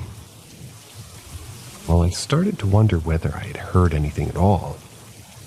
I had blanket and pillow, shut off car, and was so tired I decided to try and lay down. This lasted less than 2 minutes. All of my senses were telling me to leave, so I did. Made it back to the highway, took a right turn back onto it, and found the campground shortly after. This part has nothing to do with the story, other than being what happened between when I went back to see if I could find the footprints. When I reached the campground, there was a group partying that started shouting at me and asking if I was Roy. They were loud and sounded to be having a good time. I said no, but they couldn't really hear me, so I just drove a bit further and found a place to sleep. After trying to sleep for a bit, but the noise being loud, I had tried just walking up to hang out with them, but got scared and went back to the car. Fell asleep, and go back the next day to the clearing on whatever road to see if I could find footprints. Nothing. No heartbeat sound.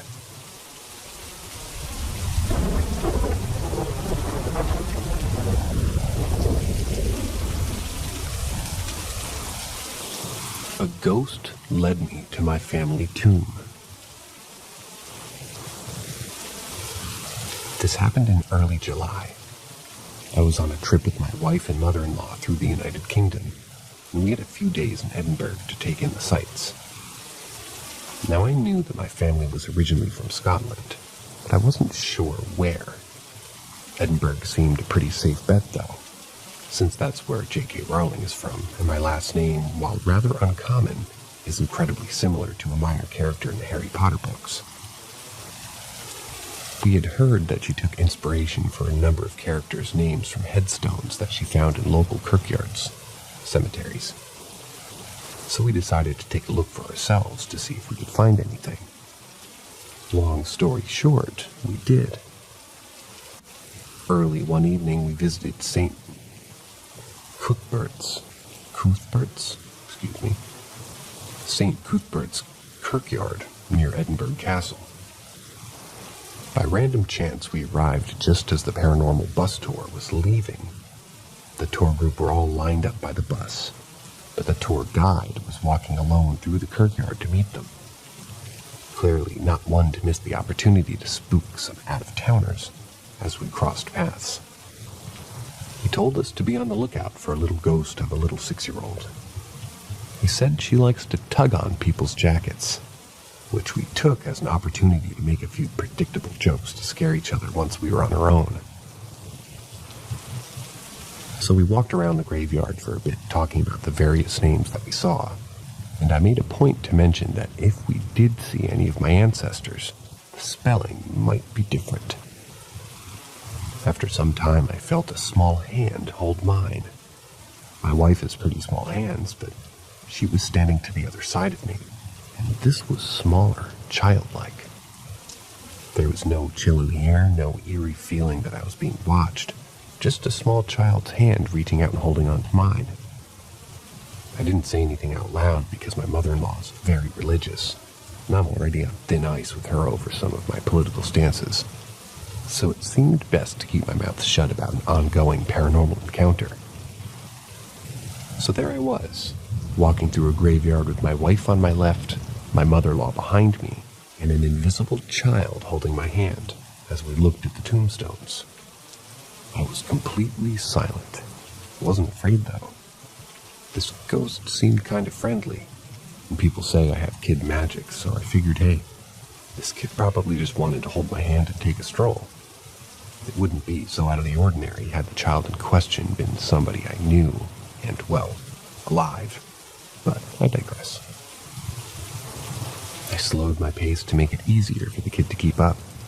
I have long legs and people say I walk fast, which caused me to fall behind a little as my wife went on ahead. Mother-in-law was reading the headstones carefully, causing her to fall even further behind. And I realized I didn't want to split up our group, so I looked ahead and called out to my wife.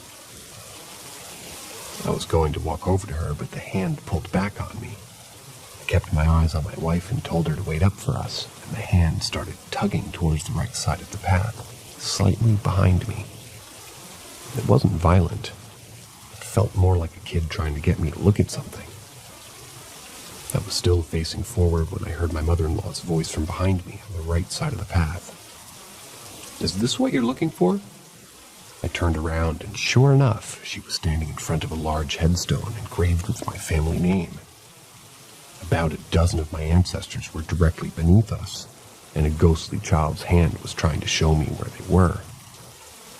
I paused and took in the experience. It was incredible, and I felt a deep sense of gratitude. After spending some time there, the grip on my hand loosened slightly, but it didn't let go. We continued on our journey and found myself swinging my right arm involuntarily to a slightly different rhythm than my own stride. If you've ever held hands with a small child while they're skipping rather than walking, you know what this kind of feels like. After a short walk, though, the swinging stopped. I felt my hand released. There was a slight brushing feeling as the spectral hand took leave of my own, and when I looked in the direction that it might lead, I saw I was standing in front of the grave with the girl's name. She died at 6 years old in the early 19th century. For the life of me, I can't remember the name on that headstone, but if I saw it, I would know it right away, and if I ever return to Edinburgh, I'll make sure to bring her flowers to thank her for showing me around.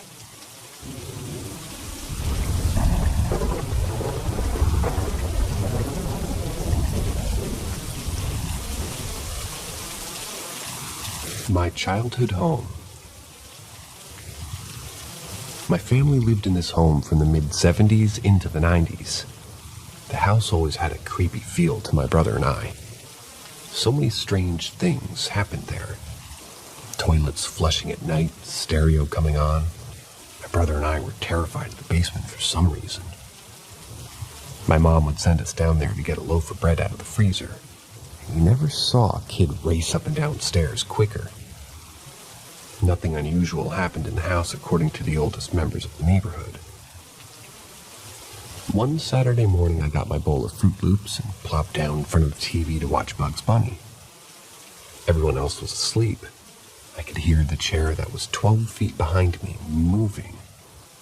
It was a regular 1970s living room chair, but it was on a base that allowed it to swivel side to side or rock back and forth. I assumed my cat had just jumped up to sit in the chair, as he often did. But moments later, my cat came in and sat by me, and the chair kept rocking. A few spoonfuls of cereal later, and it was rocking so hard I could tell the wooden base was coming off the floor. My brother and I had done that from time to time because we were dorks. I was too scared to turn around to look at it. Oddly enough, the night before, my family and I watched a 60-minute special about a haunted house. The people told the ghost that they wanted to be friends with it. Then the scary interactions stopped, and there were only a few mischievous events after that. So I repeated their speech as best as I could remember it.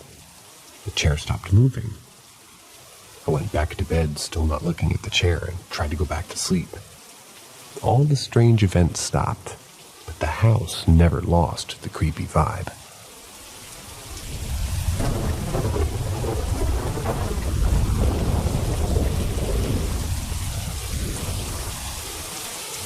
Haunted building in Denver.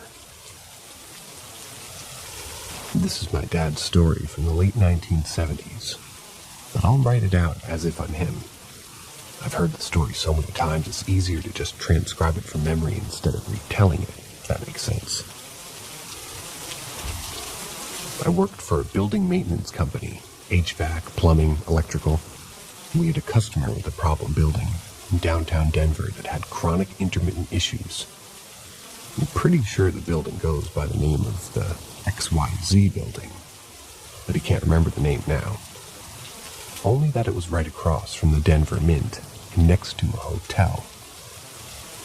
We had been called out to this building 3 days in a row that week and couldn't make a repair because it was always fine when we were there. I can't remember what this problem was, but it's immaterial to the story. This customer was really putting pressure on my boss that we had to fix whatever the problem was immediately. And the boss was mad that he couldn't bill anything out yet, so we decided to let the three of us who ran the unproductive service calls there and just spend the night there to figure it out. Great. The building engineer was always a crazy son of a bitch. The man had his way of fixing things and we had ours. He used very crude materials, and he had horrible workmanship on his fixes. We fixed things the proper way so that everything was up to code. Needless to say, it was usually his repairs that failed. For example, I was called out once to fix an ice machine. I found it was rigged with rubber bands and paper clips when the thermostat needed to be replaced. The building manager asked me if I found the problem, so I showed him how I found the machine and explained how it should be fixed. The building engineer also showed up, yelling. I told them it wouldn't work. They're always doing these shoddy repairs. They should be fired. When we got to the building for our overnight adventure, the maintenance worker told us that the engineer had died at his desk in the mechanical room a few days before. We were a little relieved to hear that we wouldn't have to deal with the bastard. We got to the mechanical room, set up our cots to prepare for the night, and double-checked that we all brought our tools in with us, because we were going to be locked in for the night. We were sitting there joking around about what we expected to find wrong with the building, and one of the guys noticed the building's engineer's sweater was still in its usual place over the back of his chair. The guys working with me absolutely hated him and threw the sweater on the ground and stomped on it because the building engineer was always such a jerk. Shortly after that, we were making rounds and all the electrical to the building went out. Yet, against all logic, we noticed the elevators were somehow in use. We could tell the elevator was a couple of floors above us by looking at the floor indicator. I'm thinking this was some kind of open floor plan, multi-floor department store office at the time. When the doors opened, we heard the elevator settle a bit, like a significant weight just got into the elevator. It went down a floor, still a floor above us, and we heard the doors open, and it sounded like a single person got off the elevator, walked a few paces in the store office, and got back into the elevator. Our floor was next, and we assumed people were up to no good, ended up locking the building with us. So we ran back to the mechanical rooms, that way we could grab something to defend ourselves with. I grabbed my .22 that I always kept in my tool bag, and the two other guys with me grabbed knives or big wrenches, not sure which. On our way back to the spot by the elevators, pipes just started bursting everywhere. I ran to find the main shutoff valve, and after I turned it off, I was back at the spot where we stood before the pipes burst. I looked around for the broken pipes. We found 2 broken peoples down 2 different corridors. Shortly after I finished welding mine, I believe that they autocorrected pipes to peoples, so I'm going to rephrase that. We found 2 broken pipes down 2 different corridors. Shortly after I finished welding mine, the plumber yelled, "Damn it, Jim, I told you to stop messing around." Then I saw the guy running towards me, pale as a ghost. He asked if I had just grabbed his leg when he was on the ladder. I hadn't, nor had the other guy that was with us. The welder said that he figured out when he turned around after welding the pipe where it had broken. He waved his torch and didn't see anyone else in the corridor with him. That was enough for the two guys who were working with me. They unlocked the doors and left. They were nephews of my boss, so they could do things like that and not really worry about losing their jobs. I wasn't related to the boss and had to support a whole family, so I locked the doors behind them again and went back to the mechanical room to get some rest if possible. As I laid on my cot with my .22, I heard the elevators going up and down all night long, but way faster than a normal elevator. I could hear what sounded like people running on the floor above me. I planned to just stay in the mechanical room hidden in the basement until the morning when the manager came in. Then I could go home. I noticed it felt a little chilly in the mechanical room, so I checked out the boiler. Definitely cold. The pilot light was out. I didn't smell a bunch of gas, so I just struck a match and relit it. The entire boiler exploded. I ended up with severe burns to my face and arms and never went in that building again. My addition to the story that we lived in Colorado Springs at the time. We knew my dad was working overnight in Denver and expected to see him first thing the next morning. His boss brought him home the next afternoon, and both of his arms and his face were covered in white bandages. That morning, I drew a picture that I said was of my dad, with white, fluffy arms.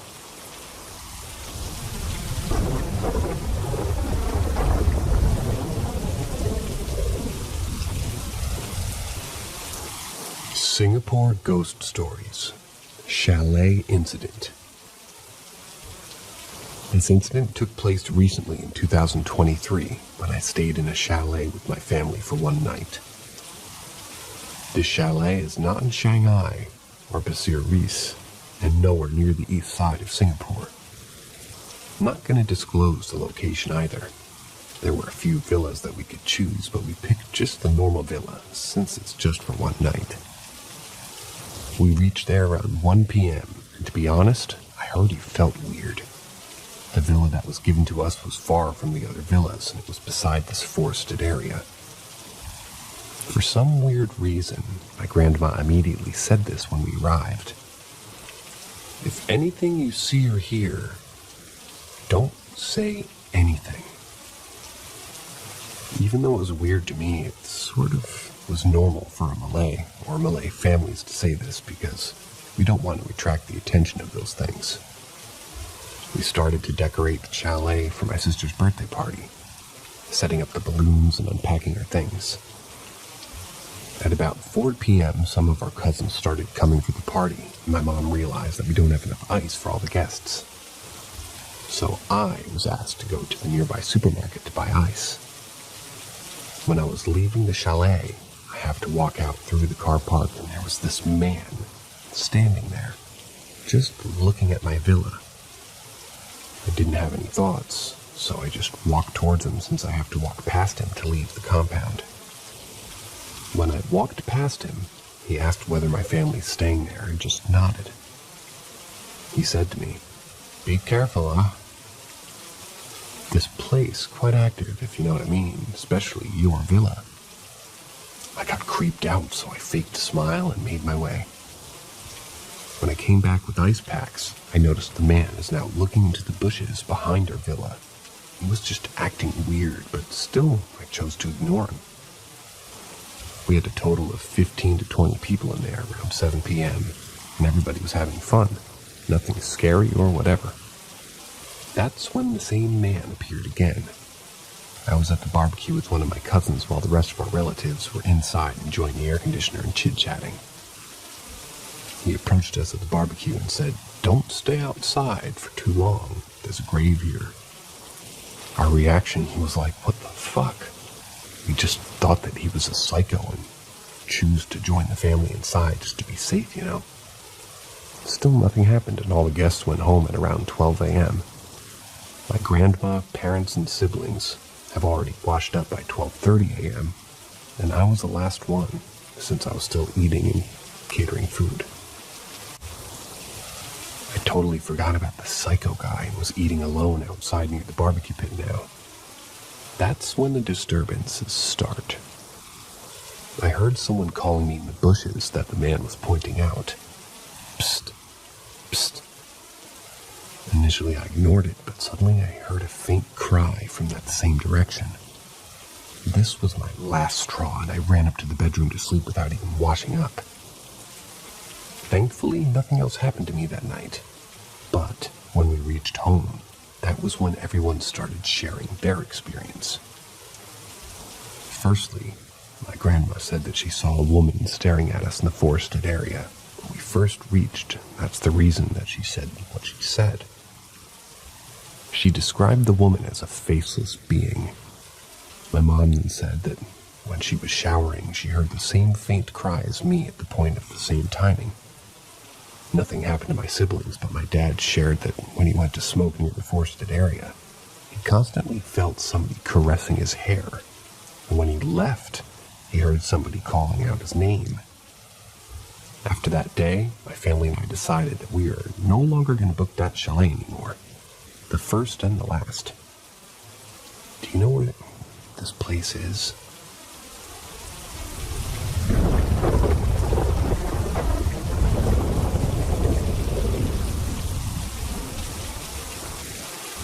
Singapore Ghost Story 2. From 2010 to 2014, I lived in this house in West Street 42. I'm not going to name the block, but it was located near a supermarket. Throughout those 4 years, I had always felt uneasy living there. The houses there were quite old. I lived on the 6th floor and getting home was complicated. Back then, the lifts in my house only stopped at levels 4 and 7. Hence, in order to get home, I had to walk a long corridor and go one level down to reach home. At night, I could say at least 80% of the time there were faulty lights along the corridor at level 7.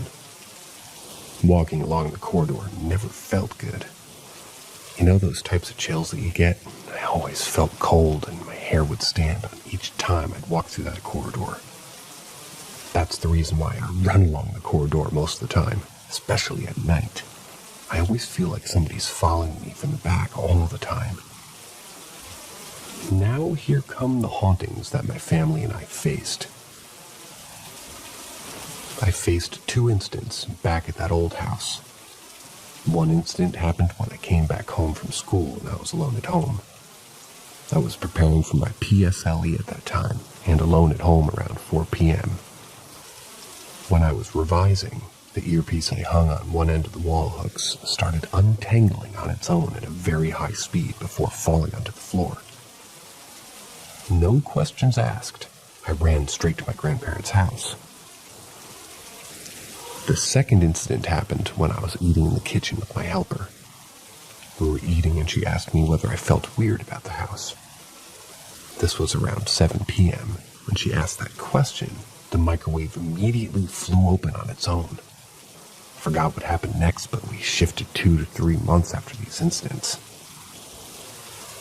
After we moved, my dad said that he didn't feel anything in that old house. But my mom told us her stories. Throughout the years, she frequently sees a hand waving at her from the kitchen window. Like just an arm waving. We lived on the 6th floor, so there was no way anybody could have waved at my mom. She also complained about the feeling of being followed at level 7. When we told her grandma this, she told us that she knew something about that apartment, but she didn't want to tell us so that we don't, become too scared of living there. She said that when she came out of the lift at level 7, she always would see this dark figure waiting at the corner, and that dark figure will always follow anyone back to their house. Sometimes this figure will follow all the way into the house, and sometimes it'll just follow back to the doorstep and leave us alone. I'm just thankful that I didn't see anything there except for the small disturbance, but for sure I wouldn't want to go back to that house. My friend actually runs a blog that shares ghost stories from Singapore, and since I'm not allowed to promote here, you could check out my profile and leave me a message if you're interested to know more.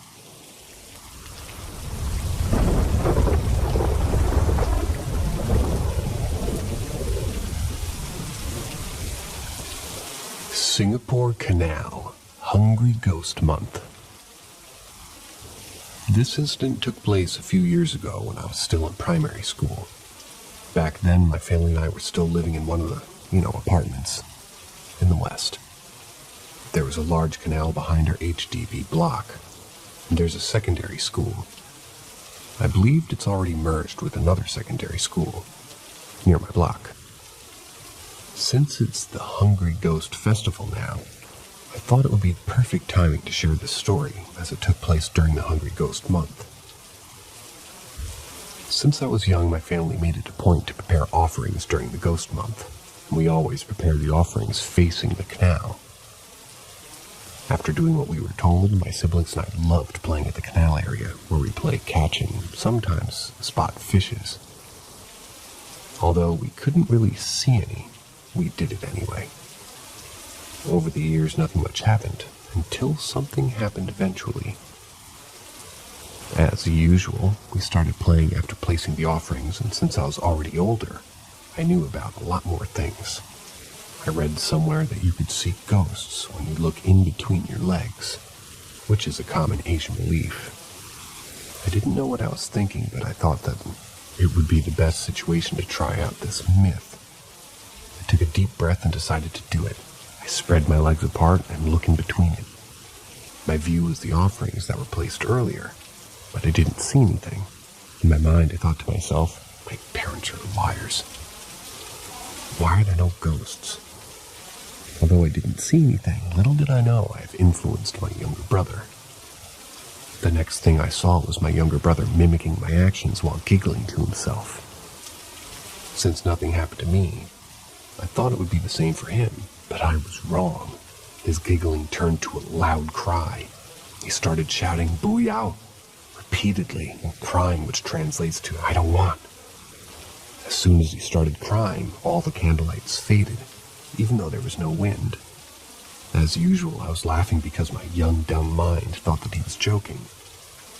Not long later, my parents came and I got an ass whooping for influencing my younger brother. After much consoling done by my parents, my little brother opened up to us. He said that it was crowded and there were many people squatting.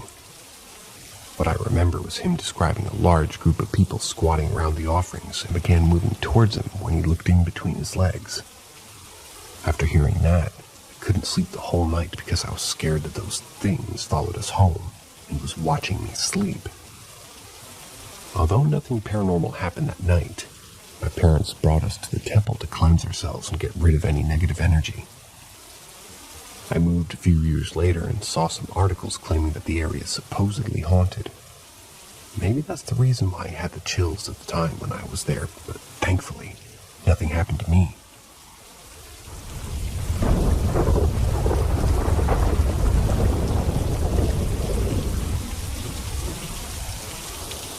Singapore Night Safari Ghost Story.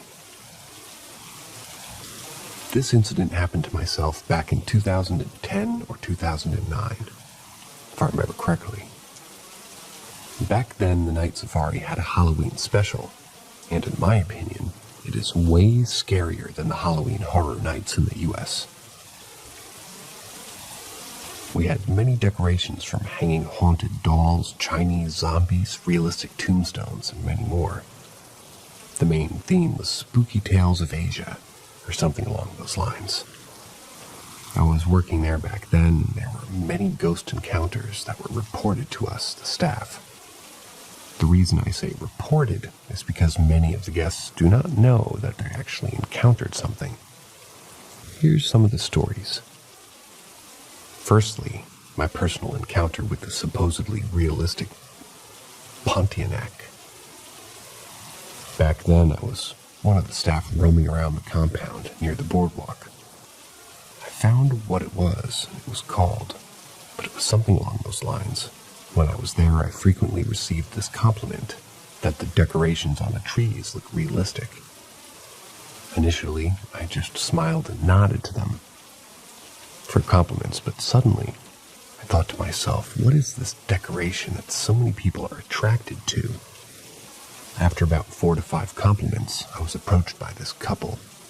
I'm not sure whether they're Japanese or Korean. They said to me in English, though.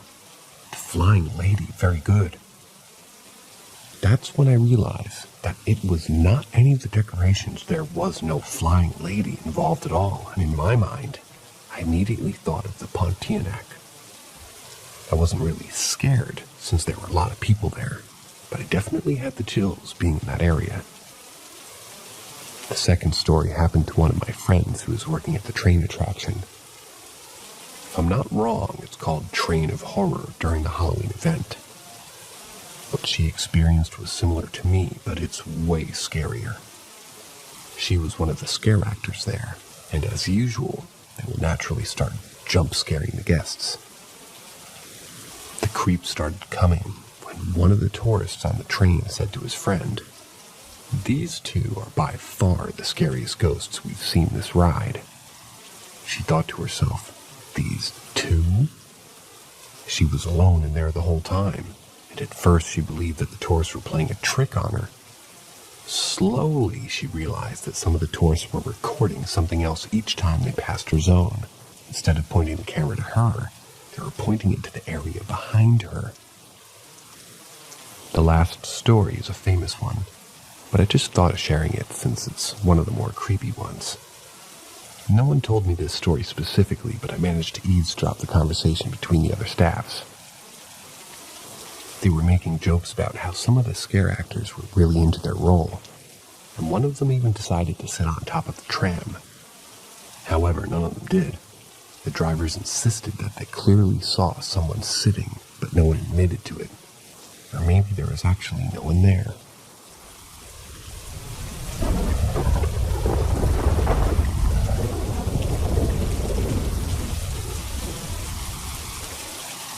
Old Boon Lay Disturbance.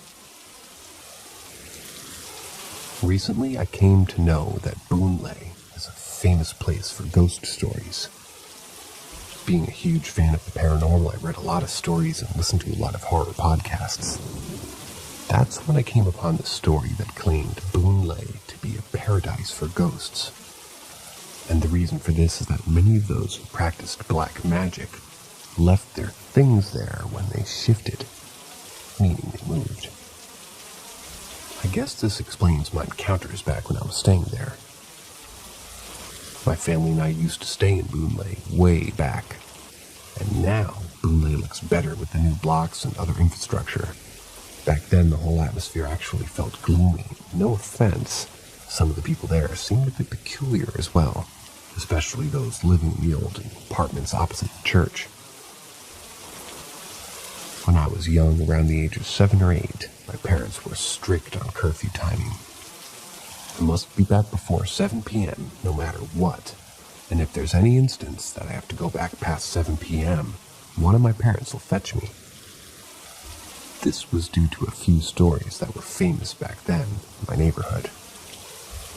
These stories included paranormal sightings, and a majority of it was just talking about bomos and witches that were living in my area. At my age, I didn't know what all that meant, but I still followed the given curfew. Even though I was obedient, I remembered having a few disturbances. In one instance, I was home alone that night for about 1 hour, since my parents went to buy groceries. I don't know what went on in my parents' minds since they already knew about those stories. The windows in my room were facing the corridor on the 4th floor, and since I was a scaredy cat, I kept it closed 90% of the time. While I was watching TV, I heard shuffling noise outside the corridor. The shuffling sounded like someone sweeping the floor using a sapulidi. Search on Google if you don't know. It's spelled S-A-P-U-L-I-D-I. I didn't think much of it until somebody whispered Malay from my window. "I know you're alone in there." I immediately ran to my living room, and my parents came home around 2 to 3 minutes later. I told them what happened, and they said that there was no one outside. Keep this in mind. The sweeping sound carried on and only stopped when I heard my parents unlocking the gate. There were other disturbances, such as the typical marble sounds, hearing my furnitures move on their own in the middle of the night, but as a kid, I just slept through it. However, my mother had the scariest encounter. She went out in the middle of the night to use the toilet, and when she went out to the living room, she saw me entering the toilet and the toilet lights were already on. She sat at our dining room table for about 5 minutes, and I was still inside the toilet. She started calling out for me from outside, but there was no response. She realized that the door wasn't closed properly and decided to take a peek. There was no one. After that incident, we made it a point not to leave our rooms after 10 p.m. But I find it weird that we didn't bother cleansing the house. After we moved, we no longer have any disturbances. However, one question remains in my mind. Is the whole Bonelay haunted? Or is it just my house? Or is it just the block? I guess the question will remain unanswered.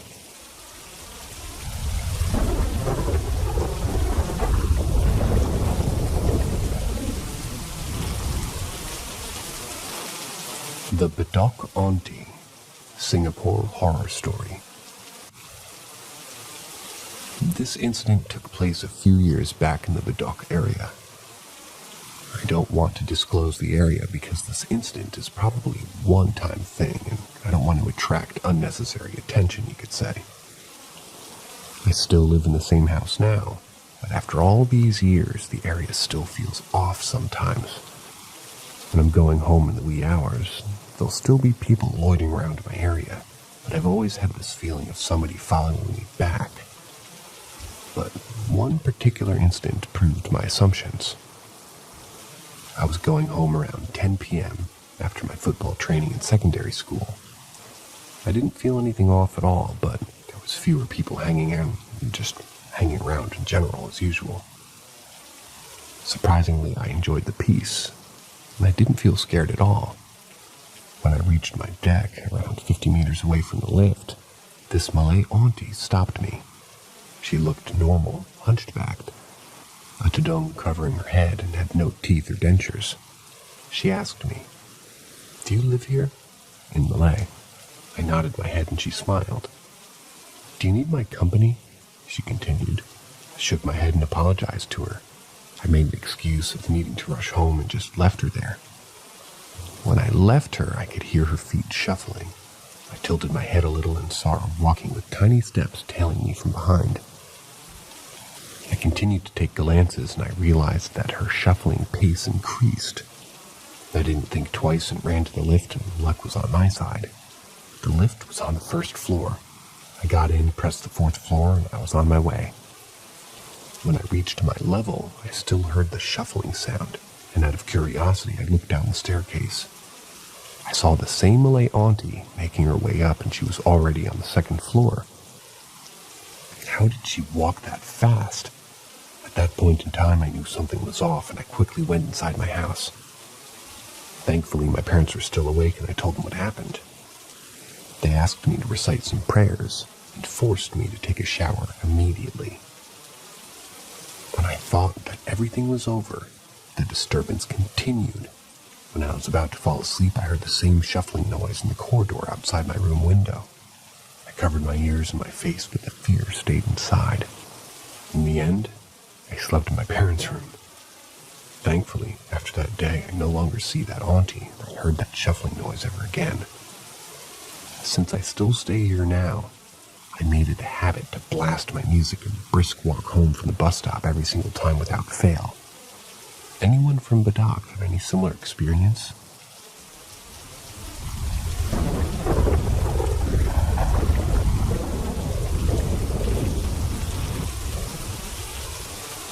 Clementi Woods Park, Picong.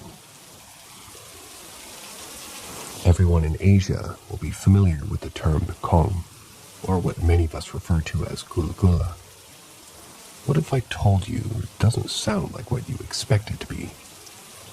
We usually associate Picong to a ghost wrapped in white cloth and jumping from one place to another, but it's wrong. It's usually covered in filthy cloth with zero hint of whiteness, and is floating instead of jumping. Back in 2012, if I remember correctly, I had 2 separate incidents and encounterings with this Picong. first incident took place during my friend's gathering. There was around 5 of us, and we were chilling in this hut, you could call it, gossiping and laughing. The typical teenager stuff. It was getting late, and there wasn't as many people, but we stayed up until the late hours. Nothing supernatural happened until we took a selfie. The first picture we took looks normal, but the second picture, the Pekong was in the frame. At first glance, you might not suspect it as Pekong, as it just looks like a brown spot. But upon closer inspection, we realized that there were slight facial features. The scariest part was that the Pekong was about 8 to 10 meters behind us, floating beside a street lamp. None of us said anything because we didn't want to, quote-unquote, alert the Pekong. I mean, most of our parents usually remind us not to acknowledge its presence because it's similar to inviting it over. But one of my dumbass friends says, "Hey, look, got something? Say like a Pekong." When he said that, there was a quick gush of wind and a foul smell. A better way to describe the smell is rotten eggs. Already uneasy, all of us stood up and made our way to the nearby HDB block to Lepak. And there, instead, we sat. Nobody opened up about that experience, and we all deleted our pictures, even the ones without the Pekong. Luckily, none of us had any disturbances that night. The second incident took place a few months later. I could still remember the Pekong incident vividly, but I still made the decision to go for a late-night run. I was actually going through a tough time and really needed some fresh air. I had no intentions to run into the Clementi Woods Park, but somehow I ran and appeared there. There were a few other joggers, so I wasn't that scared. But there are times where I appear to be alone. Everything was fine until I ran past this playground in the park. The Pekong was playing peekaboo with me.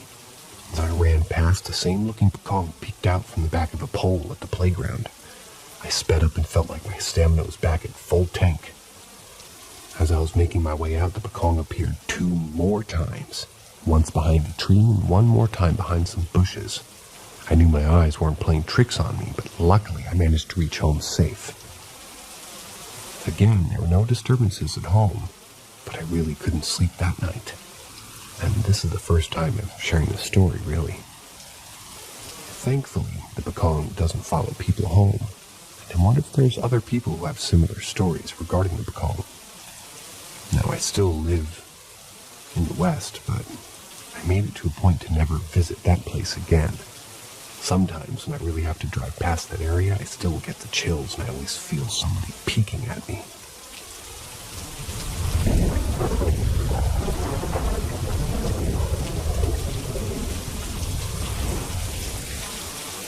Singapore Annabelle. Back in June of 2014, there were images of this doll known as the Hyugang doll, and it was circulating around the internet. Mostly on Reddit and Twitter. You could search the image of the doll on Google, but I couldn't place it in the blog due to the copyright. It was found in a bed in pretty bad condition and lying on a tree with Bismillah, which translates to "in the name of Allah" in Arabic, written on the cloth and covering its eyes. The cloth with that writing was believed to trap whatever jinn or evil entity inside the doll. Many was warned against removing the blindfold, but a few days later the doll was missing and believed to be taken by someone else. There were many speculations on the doll. The doll was said to be moving around in the house on its own when the owner wasn't around, and sometimes a female voice could be heard from the doll when it's left alone in a room. Some also say it's a Malay female voice. Not a get-go. When they entered the room, the head of the doll would be facing a different direction as well. They believed that the only way of getting rid of the doll was to place it far away from home with the cloth covering its eyes. On the same day, there was a reported murder case as well as a suicide case. While some say it's a coincidence, others believed otherwise. While there was no definitive evidence to this case, it's still quite creepy if you ask me. The features of this doll are the most contributing factor. Sometimes I wonder whether the whole thing was just a setup or a prank, and at the same time, who in their right mind would leave a haunted doll on the side of a road below a tree?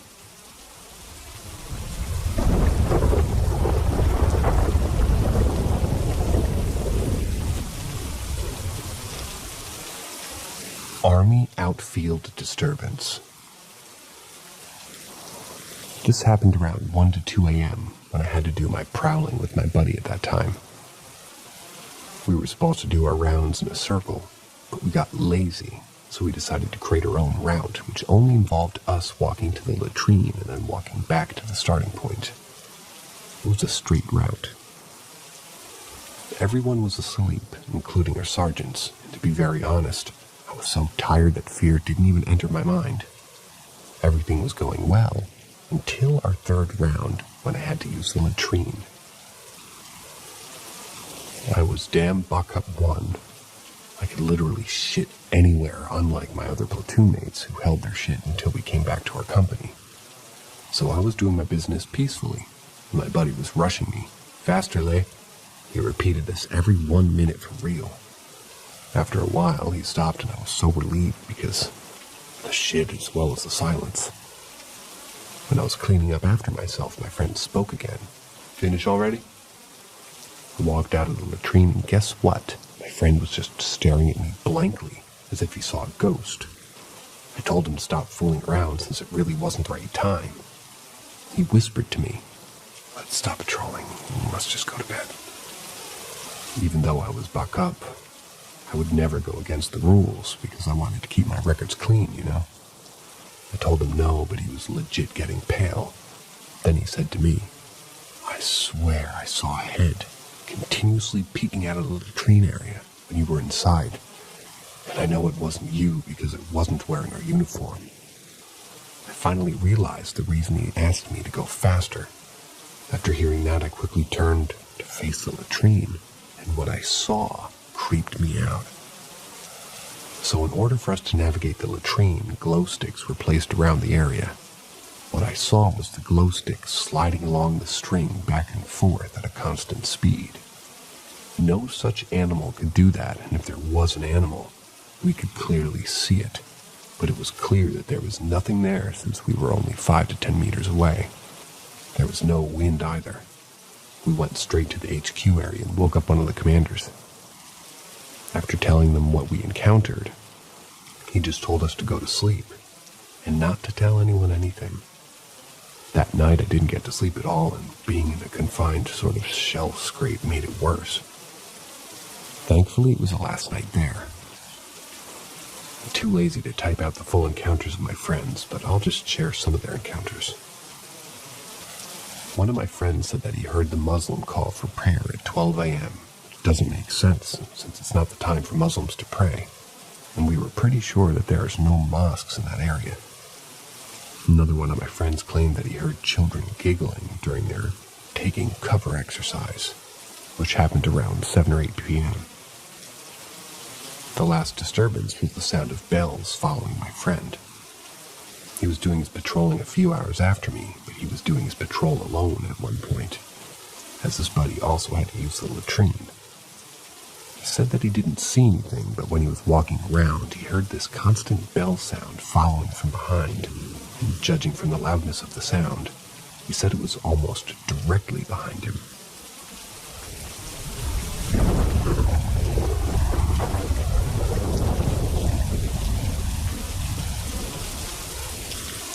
Grandma is still alive. Some backstory.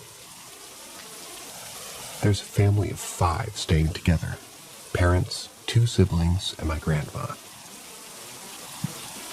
So my grandma has been staying with my aunt and cousins for a while before she passed on.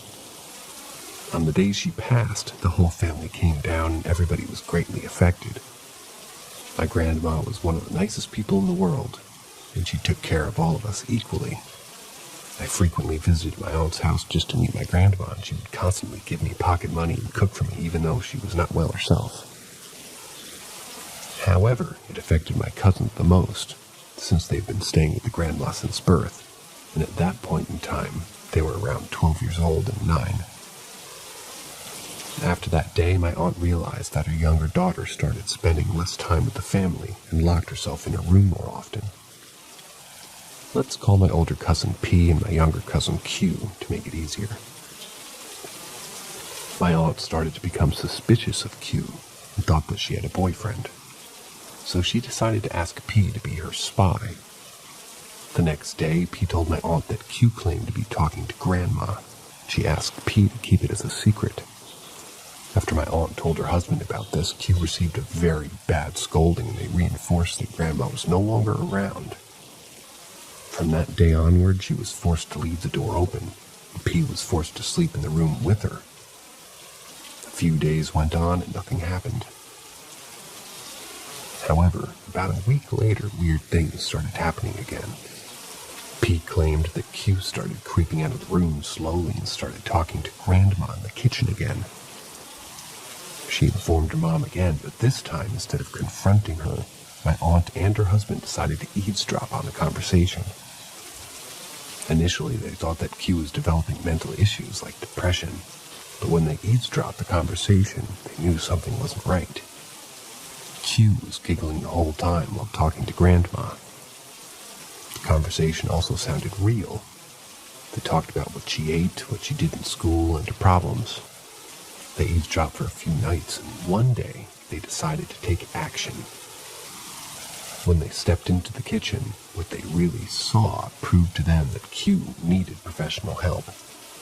In Q's hands was raw chicken meat, and she was reaching across the dining room table as if she's feeding someone. My aunt screamed and Q was startled. I wasn't there to witness this, but I can imagine how bad it was. Pete told me that Q started crying and asked, "Where'd Nenek go?" I forgot what happened next, but the next morning my uncle brought Eustace over to help out. Eustace is like a Muslim version of a priest, for those who don't know. The Eustace came and Q immediately acted weird. She wasn't possessed or anything, but she kept on asking why the Eustace came and said that she didn't like it. When the Eustace started reading some Quranic verses, Q started shouting in Malay, "Stop, Nenek is in pain." No one else saw Nenek except for Q. Also, we Muslims do not believe in spirits of the dead, meaning once you passed on, you'll go to afterlife, and you won't come back as spirits. The Eustace asked my aunt whether she kept any items that Grandma left behind. That's when my aunt realized Q kept the dress or maybe pajamas that Grandma wore on the day she passed, and to be honest, it was filthy. They took the dress and passed it to the Eustace when the uncle went to help Q in his arms, since she was getting restless and wanted to stop my aunt. The Eustace placed the dress in a bucket of water that had Quranic verses read into it, something like holy water. The Eustace explained that the filthy clothes attracted certain jinns, also known as demons, and it took the form of Grandma. The jinn took advantage of Q's emotional state to use her.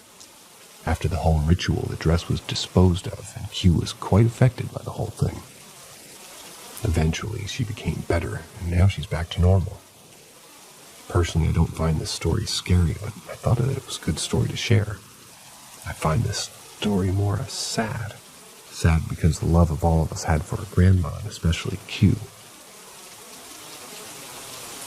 I know a lot of us still miss Grandma, but we all know that she's in a better place.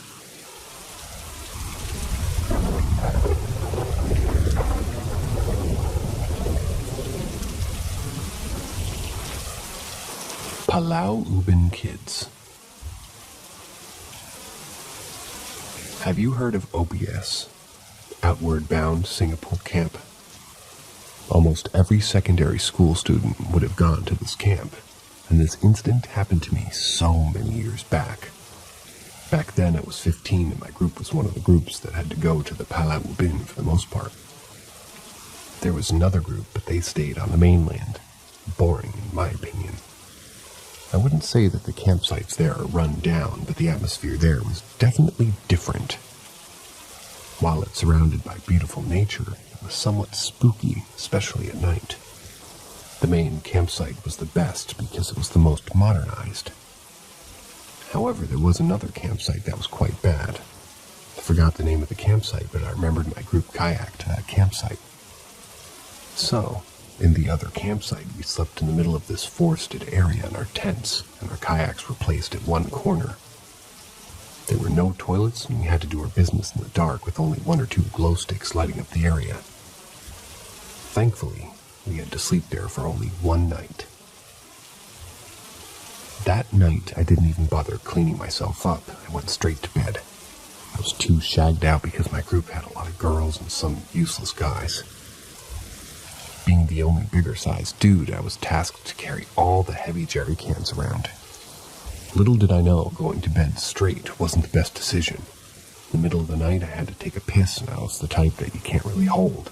So when I woke up, the other guys were in deep sleep, and I wasn't the scared type, so I decided to walk out alone. Let me tell you this. The outside was so dark, and the moon barely did anything to light up the area. I used my torch to make my way to the makeshift toilet, quote-unquote. Everything went smoothly. When I was peeing, that's when I heard children laughing. I almost shit my pants because who in their right mind would be playing in the middle of the night? Also, couldn't be any of them at the campsite because it was giggling of a toddler, not somebody who's 15. There was no way it was a prank as well, as all of our phones were confiscated.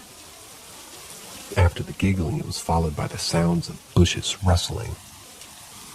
I don't know why, but my instant reaction was to shine my torch in that direction. Guess what I saw? I saw 3 kids running away from me into the forested area. Why do I say running, you may wonder? They had legs, but none of their legs were touching the ground. They were, quote-unquote, running with their legs about 4 to 5 inches above the ground. I ran back to my tent, covered my face with my sleeping bag. Eventually, I went back to sleep despite being scared. I kept this to myself and only shared it with my friends after the whole OBS camp ended. When I went back home, I searched online and found out that there were other similar incidents where they all saw kids roaming around. That's all that happens to me and my friends, which I'll submit when I'm free too. Hope this story is scary enough to be featured. Well, it was here. And that's the end of today's stories, and please forgive me for any pronunciations of anything in Malay. I'll work on it. Have a good night. See ya.